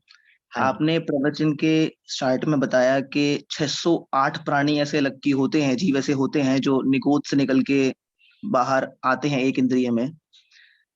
ये कितने समय का में होता है? और 6 महीने क्या 8 समय में। 6 महीने 8 6 समय? महीने और 8 समय में, हाँ जी। अच्छा, और क्या ऐसा भी होता है कि कितने वापस निगोद में जाएंगे, इसका भी फिक्स है? अरे निगोद में तो कोई भी चला जा सकता है। अभी यहाँ से मरे और हमारा वापस निगोद दशा आ जाएगा, उसकी तो क्या बात करें। मैं दुर्लभता के ऊपर मेरे बहुत सारे 7-8 व्याख्यान हैं अलग अलग जगह पर किए हुए। उन सब में अलग अलग कभी कोई चर्चाएं। अब कितनी बात कहें, 1 घंटे के अंदर कितनी बात कही जा सकती है दुर्लभता के बारे में। लेकिन सच में ये महान दुर्लभ है कि ये जीवन पूरा हो जाए और एकदम निगोद में चला जाए। मनुष्य पर्याय की प्राप्ति नहीं होती। ये जीव निकल करके लट चींटी आदि बनता है, किसी के माध्यम से मर जाता है, पानी के बहाव में बह जाता है और दोबारा एक इंद्रिय में चला जाता है। कितनी बार तो ऐसी दशा होती है जब इसको मनुष्य पर्याय की प्राप्ति होती ही नहीं है और ये वापस एक इंद्रिय आदि पर्यायों में चला जाता है। अनंत अनंत काल बिताया है इस तरह का, हमने बहुत लंबा काल बिताया है। इसलिए सावधान रहने की जरूरत है ना। ठीक है पंडित जी। हाँ पंडित जी, दूसरा सवाल ये था, अभी हम पुरुषार्थ की और भाव की चर्चा कर रहे थे, आपके एक जवाब में आया तो अब कोई बिजनेस करता है, उसका वहां पे कुछ नुकसान हो गया। हाँ। और नुकसान होके वो ये शांति तो पा सकता है कि मेरे कर्मों का फल था, नुकसान हो गया। हाँ। मगर लौकिक दृष्टि से पूछ रहा हूँ, ये हाँ। ऐसा क्या वो अपने मन में रखे कि वो उसके बाद भी एक नुकसान तो हो गया, दोबारा उसको ये ना मान ले कि मेरे कर्म ही ऐसे हैं और वो पुरुषार्थ करना छोड़ दे कि दोबारा ही वो नुकसान हो। अब वो नुकसान जरूरी नहीं पैसे का हो, मेरे सर, कर्मों एक की बात- वजह से किसी को चोट लग एक गई। बात कहूँ अभय जी, एक बात कहूँ। हाँ जी। दुनिया में ऐसा व्यक्ति चिराग लेके ढूंढोगे तो भी मिलेगा नहीं, हम कितना भी समझाएं माइक से ला करके कि दोबारा पुरुषार्थ करने से कुछ नहीं होगा, तो भी वो मानेगा नहीं। वो आपको क्या लगता है कोई व्यक्ति ऐसा होगा? इसलिए यही बात समझाने की जरूरत है कि छोड़ो भाई साहब, कुछ दम नहीं है इसमें। कमा कमा करके कितना गंवा दिया, आपको मालूम है। मैं रिटायर्ड लाइफ जीता हूँ कितने साल से, मैं जानता हूँ कुछ दम नहीं है इन चीजों में। कितना भी कर लो आप, कुछ हासिल होने वाला नहीं है। आप अच्छा कितने, अभी तो आप जवान हैं, आप 60-70 साल के होंगे तो आप ये कहेंगे बच्चे पोतों से कि अरे बच्चों तुम्हें पता है ये कितना मेहनत करके 40 साल के अंदर मैंने इतना कमाया है, कितना इकट्ठा किया है 40 साल में। और इकलौते बेटे का पुत्र ने जन्म लिया और जन्म लेते ही वो करोड़पति हो जाता है, अरबपति हो जाता है। उसने कितनी दुकान चलाई, कितनी फैक्ट्रियां चलाई, कितने बिजनेस किए, जन्म लेते ही करोड़पति हो गया। वो जन्म से ही, आपके इकलौते बेटे का इकलौते बच्चे ने जन्म लिया, वो जन्म लेते ही करोड़पति हो गया। वो कहता है दादाजी आपने 40 साल लगाए हैं कमाने में और मैं तो जन्म लेते ही करोड़पति हो गया। तो हाँ कुछ जी। ना कुछ तो चक्कर है भाई साहब, यूं ही चला जाता है, यूं ही आ जाता है, हमें पता भी नहीं लगता है। क्षण मात्र में आ जाती है संपत्ति, क्षण मात्र में चले जाती है। ये जगत का स्वरूप है, असली बातें कुछ और है। इसलिए ऊपर ऊपर संपत्ति कमाना, पैसा इकट्ठा करना, जोड़ना, गंवा देना, इन बातों में कुछ दम नहीं है। आज जो चर्चाएं मैंने आपके बीच में की है, ये मैंने कुछ भी धर्म ध्यान साधना की चर्चाएं की ही नहीं है। क्या चर्चा करें, बहुत सारे नए नए लोग हैं और सारे संप्रदायों के लोग हैं। तो मैंने कहा चलो ठीक है, कोई बात नहीं, मनुष्य जन्म की दुर्लभता का मैटर था। यदि ये दुर्लभता समझ में आवे तो ये तो स्टार्टिंग पॉइंट है, ये तो टर्निंग पॉइंट है भाई साहब। हाँ जी। ये कोई थोड़ी ना एक घंटे सुना और हमने कुछ सीख लिया और कुछ समझ लिया। सीखने समझने के लिए तो बाकी बचे हुए जिंदगी और बाकी बचे हुए टाइम को स्पेंड करना पड़ेगा आत्मा आराधना के लिए, तब काम चलेगा। ठीक है पंडित जी, ठीक, जय हिंद। सचिन जी जैन। जय जिनेन्द्र पंडित जी। हाँ जय जिनेन्द्र सचिन जी बोलिए। बहुत ही अच्छा लगा आपका प्रवचन सुन के। मेरा एक ही क्वेश्चन है, तो शायद मैं बार बार आपसे पूछता हूँ। तो अभी ये जैसे आपने बोला, तो इतनी दुर्लभता तो बहुत अच्छे से समझ में आती है, लेकिन जब थोड़ा आगे बढ़ने का पुरुषार्थ करते हैं तो हमेशा ये क्वेश्चन आने लगता है कि 2 बच्चे हैं, उनको संभालना है, उनका कौन करेगा। और तो मतलब उसमें कौन सी चीज की कमी है जो मुझे मतलब आगे बढ़ने से रोक रही है? मतलब पुराने कर्मों का उदय ऐसा आ रहा है, या मैं मतलब मेरे पुरुषार्थ में ही कमी सचिन हो जी मैं एक बात पूछता हूँ मैं, आप कितने साल से सिंगापुर में हैं? मेरे को 15 साल से ज्यादा हो गए पंडित जी। 15 साल से ज्यादा हो गए आपको सिंगापुर में। अच्छा, आपके फादर ने आपके लिए क्या क्या किया? मतलब पढ़ाया, सब कुछ किया। और पढ़ाया फिर उसके बाद में? हाँ? उसके बाद में आप सिंगापुर में आकर के शिफ्ट हो गए? जी जी हाँ, मतलब आपका मैं समझ गया। जी जी जी, करेक्ट। भैया जगत का स्वरूप ही ऐसा ही है, कुछ नहीं है, सब अपने आप करते हैं। अपने को राग भाव आता है, अपने बच्चे हैं इसलिए अपने को राग भाव आता भी है, और मैं उसका निषेध भी नहीं करता हूँ, कोई बात नहीं, आएगा भी। राग भाव आता है, जितना संभव हो अपन अपने बच्चे हैं उनको पढ़ाना, उनको समझाना, उनको सिखाना, उनको सही दिशा देना, सही मार्गदर्शन देना, इट्स और रेस्पॉन्सिबिलिटी। ये जिम्मेदारी तो हमारी ही है ना, लेकिन उनको सही राह पर लगाना, मतलब उनके साथ में क्या, यही जिम्मेदारी है हमारी भाई साहब। साधन नहीं, सुविधाएं नहीं। हर माता पिता सुविधाएं देना चाहता है बच्चे को, हम भी देते हैं। कभी कभी ऐसा लगता है कि यार गलती कर रहे हैं क्या यार, इतनी सुविधाएं देते हैं बच्चे को, इतनी सुविधाएं दे रखी है। भाई साहब सुविधाएं नहीं, संस्कार काम आएंगे। कितनी भी सुविधाएं दे दो, उन सुविधाओं से वो सुख की गारंटी नहीं है, लेकिन यदि संस्कार बच्चों को मिलेंगे तो निश्चित तौर पर वे सुखी होंगे। और आप तो बच्चों को अच्छे संस्कार दे ही रहे हैं, इसलिए आपको कोई चिंता विकल्प करने की जरूरत नहीं है। आपके विकल्प आपको ही तोड़ने पड़ेंगे, और तो क्या बात है ना। मैंने कोई दूसरा व्यक्ति कुछ नहीं कर सकता है, आपको ही अपने विकल्पों को तोड़ना पड़ेगा। जी पंडित। जय जिनेन्द्र पंडित जी, मेरा एक क्वेश्चन है कि मतलब अभी यार जैसे समझ में तो पूरा आता है कि हम पर का कुछ नहीं कर सकते हैं, और तो मतलब पर का कुछ नहीं कर सकते हैं, इसके लिए मतलब और कितना भेद विज्ञान करें, क्योंकि पर को करने के भाव तो आते हैं। मतलब पर का कुछ नहीं कर सकते हैं, इसका भेद विज्ञान करने के लिए मेरा 108 नंबर का प्रवचन है मोक्ष मार्ग प्रकाशक का। 108।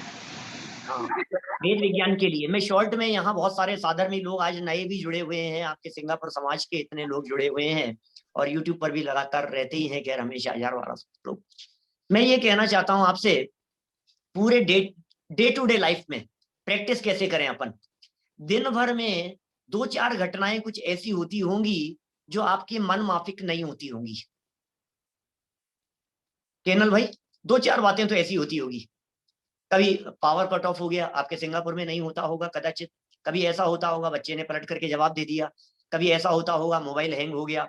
कभी ऐसा होता होगा कुछ भी समझ लीजिए आप, पैर फिसल गया कि झटका लग गया, जो भी आपके दिन भर में, मैं आपको सिर्फ ये कहना चाह रहा हूं, जो बात आपके मन माफिक नहीं हुई, सिर दर्द हो गया, मैं नहीं चाहता था, सिर दर्द हो गया, सर दर्द हो रहा है, आंखें जल रही है, पता नहीं दाढ़ में दर्द हो रहा है, मैं तो नहीं चाहता था। सिर्फ इतना कहना चाहता हूं, आपकी उन बातों को आप रोजाना हाईलाइट किया करें, अपने चिंतन का विषय बनाया करें कि अरे यार मैं तो नहीं चाहता था फिर भी हुआ, इट मीन्स मेरे करने से नहीं होता है,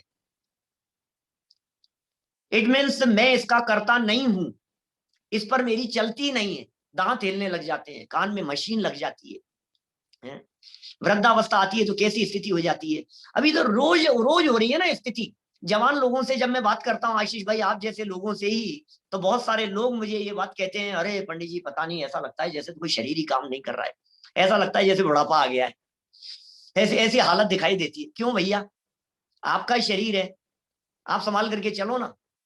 क्यों चश्मा चढ़ गया, क्यों बाल सफेद हो गए, क्यों सर से बाल गायब हो गए हैं, क्यों झड़ रहे हैं, क्यों कम हो गए हैं, क्यों घुटने दर्द कर रहे हैं, क्यों कमर दर्द कर रही है? इसका मतलब रोजाना भेद विज्ञान करने के लिए हमारे पास में अवसर है। जिस बच्चे को, जिन बच्चों को आप ये कह रहे हो राजा बेटा है, अरे नहीं बच्चे तो अपने ही है, बच्चे तो अपने ही है, जब वो पलट करके सामने जवाब देता है तो भेद विज्ञान करना कि तेरे हिसाब से नहीं चल रहा है भाई, हमारे हिसाब से नहीं चलता है। ये भेद विज्ञान निरंतर करना पड़ेगा, हमारे डे टू डे प्रैक्टिस का की बात है। रूटीन लाइफ के अंदर आप यदि प्रैक्टिस करेंगे तो जरूर कुछ ना कुछ हासिल होगा, प्रैक्टिस करते रहें। और अल्पा जी जैन, बोलिए अल्पना जी। पंडित जी, जय जिनेंद्र, बोलिए। पंडित जी मेरा ये क्वेश्चन है कि जैसे आपके प्रवचन तो हम सुनते ही है हमेशा, लेकिन हाँ। कुछ समझ में आते हैं और कुछ सर के ऊपर से चले जाते हैं। हाँ हाँ। तो क्या उनको शुरू से समझने के लिए सबसे पहले हमने कौन से ग्रंथ की शुरुआत करना है कि हमको सब प्रवचन जो है वो अच्छे से समझ में आ जाए? आप यदि कभी कभी सुनते हैं ना, और कभी कभी रैंडमली कुछ भी बोल करके सुनते हैं, इसलिए ऊपर से जाने लगता है। आप यदि किसी भी लेक्चर सीरीज को यदि सिस्टमेटिक सुनेंगे तो निश्चित तौर पर आपको सब समझ में आएगा। मेरे बेसिक से प्रवचन भी हैं वैसे इस यूट्यूब चैनल पर, संजीव गोदा चैनल पर।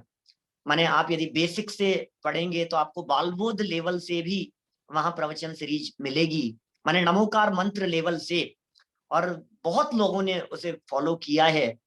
और निश्चित तौर पर उसमें बेस तैयार होता है, माने गतियां क्या होती है, पाप क्या होते हैं, कषाएं क्या होती है, द्रव्य क्या होते हैं, गुण पर्याय क्या है, सामान्य गुण क्या है, विशेष गुण क्या है, और न मालूम क्या क्या, तीर्थंकर कौन, भगवान कौन, छोटी छोटी सी चीजें स्टेप बाय स्टेप। बालबोध 1 के नाम से पहला फोल्डर है, बालबोध 1, बालबोध 2, बालबोध 3, फिर वीतराग विज्ञान 1, वीतराग विज्ञान 2, वीतराग विज्ञान 3, फिर तत्वज्ञान 1 और तत्वज्ञान 2। मैं फास्ट बोल गया हूँ, यूट्यूब चैनल पर यदि आज ये वापस देखेंगे तो रिवाइंड करके आप सुन सकेंगे इस रिकॉर्डिंग को। माने ये 8 भाग हैं, इन्हें यदि बहुत मनोयोग पूर्वक आप गहराई से सुनेंगे तो निश्चित तौर पर जैन धर्म को समझने की 100% तो नहीं कह सकता, लेकिन 80-90% पात्रता आप में हो जाएगी। माने सबके प्रवचन समझ में आने लग जाएंगे, सारे कंसेप्ट क्लियर हो जाएंगे। तो बेसिक से नमोकार मंत्र लेवल से है, बाकी तो फिर मोक्ष मार्ग प्रकाशक है, रत्नकरण शावकाचार्य है, शेड़ाला है, जहां से भी पढ़ना चाहें। मैं कभी कभी एक बात और कहता हूँ इस प्रसंग में, जब लोग मुझसे ये कहते हैं कि पंडित जी कहाँ से शुरू करें, तो मेरा एक जवाब होता है कि आप कहीं से भी शुरू करो, लेकिन श्रद्धा से शुरू करो। आप किसी भी शास्त्र से शुरू करो, किसी भी लेखक का लिखा हुआ हो, किसी भी आचार्य का लिखा हुआ हो, कहीं से भी प्रकाशित हो, आप किसी भी अनुयोग का हो, लेकिन जब भी पढ़ें श्रद्धा से पढ़ें, भावना से पढ़ें, विश्वास रख करके पढ़ें कि ये जो बातें लिखी गई है ये बातें झूठ नहीं है, ये बातें गलत नहीं है, ये बातें सत्य है। यदि आप श्रद्धा से पढ़ेंगे तो सब सफल हो जाएगा। धीरे धीरे लाइन टू लाइन यदि रेगुलर रखेंगे तो सब समझ में आने लगेगा, कठिन नहीं है कुछ। हम लोग 1-2 प्रश्न और ले सकते हैं, आई थिंक वक्त बस हो रहा है, लेकिन may be Avani ji Shah.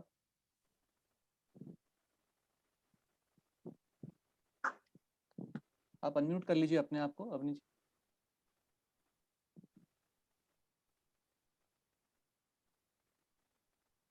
Hello. Yes, we can hear you. बोलिए। हाँ, जय जिनेंद्र पंडित जी। हाँ, मेरा ये सवाल है कि क्या केवल ज्ञान में पर्याय भी दिख सकती है? केवल ज्ञान में बिल्कुल 100% दिखती है। उमा स्वामी आचार्य ने तत्वार सूत्र में लिखा है सर्वद्रव्य पर्यायेषु केवलस्य, केवल ज्ञान में सर्वद्रव्य पर्यायेषु केवलस्य।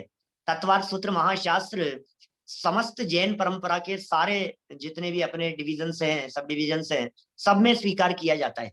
दिगंबर, श्वेतांबर, चाहे तारणपंथी हो, स्थानकवासी हो, मंदिर मार्गी हो, श्रीमद जी को मानने, सब सारे लोग सब तत्वार सूत्र को मानते हैं। और उमा स्वामी आचार्य स्पष्ट शब्दों में कह रहे हैं सर्वद्रव्य पर्यायेषु केवलस्य, केवल ज्ञान का विषय सभी द्रव्य और सभी पर्यायें हैं, वो सब केवल ज्ञान में झलकती है, ऐसा है। अच्छा। और पंडित जी मेरा दूसरा प्रश्न है कि आपके प्ले लिस्ट में कोई प्रवचन ऐसा है कि 5 समवाय और पर्याप्ति के ऊपर हो, मुझे वो सीखना है। 5 समवाय के ऊपर तो नहीं है, लेकिन उससे रिलेटेड क्रमबद्ध पर्याय के ऊपर काफी प्रवचन है, शायद वो तो मैंने 40 से। सुना, हाँ क्रमबद्ध तो मैंने पूरा सुन लिया है। बिल्कुल बिल्कुल वही है। पर्याप्ति के पर है। पर्याप्ति के ऊपर भी नहीं होंगे। अच्छा ठीक है, तो कभी मौका मिले तो उसके ऊपर बिल्कुल, देना उसमें आप। गोमट सार के विषय हैं, रिकॉर्डेड नहीं है, बहुत बार चलाए तो हैं, लेकिन अच्छा। रिकॉर्ड वीडियो रिकॉर्डिंग तो अभी 2-3 साल से शुरू की ना, 3-1 साल से। बाकी तो पहले ऑडियो के अंदर भी, मतलब ऑडियो भी कितने सालों से हो रहा है, 12-15 साल से ऑडियो हो रहे हैं, तो उनसे भी पहले हाँ। चलाए हुए हैं विषय। अच्छा ठीक है, जय जिनेंद्र। जय Jinendra.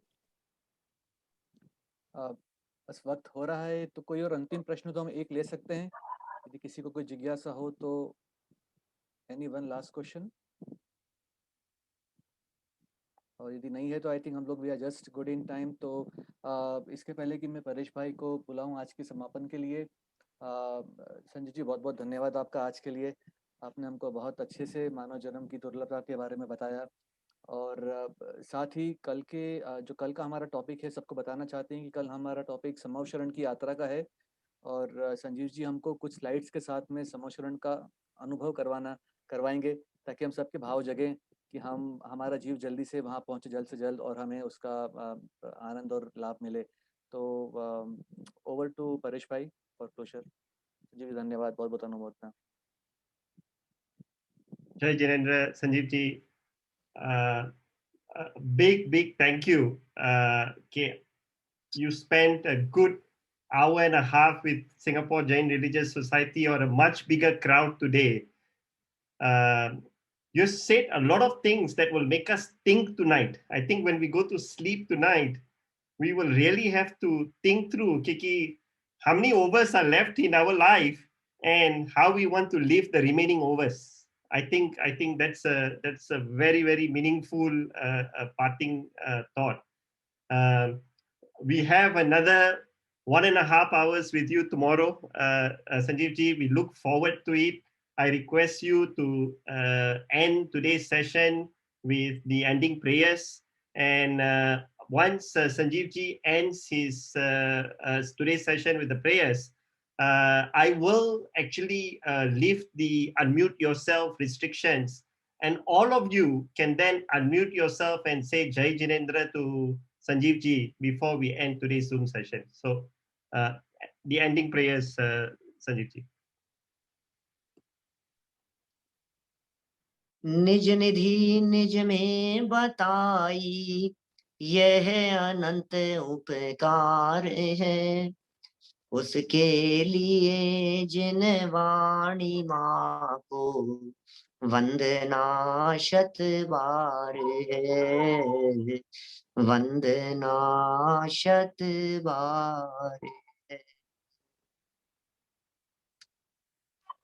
Okay, I request all of you to put yourself in gallery mode. You can see everybody in today's satsang session. You can unmute yourself and you can say Jai Jinendra to Sanjeev ji. जय जिनेंद्र। जय जिनेंद्र।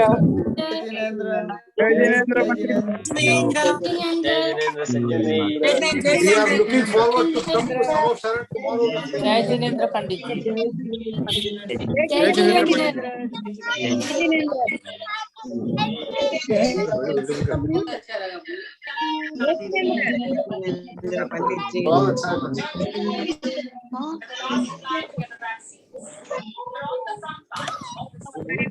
जय जिनेंद्र। बहुत अच्छे हैं। मैं time से जल्दी में सबका जय जिनेंद्र। जय जिनेंद्र पंडित जी। जय जिनेंद्र। जय जिनेंद्र। जय जिनेंद्र पंडित जी, संजीव जी। अभी नहीं एक बार है अभी वो दुकान दिखाना है जिनेंद्र पंडित जी। जय Jinendra. Jai Jirendra, everyone. I will now end the Zoom session and we'll see you again tomorrow at the same time. Jai Jirendra. जय जिनेंद्र। जय जिनेंद्र। जय जिनेंद्र।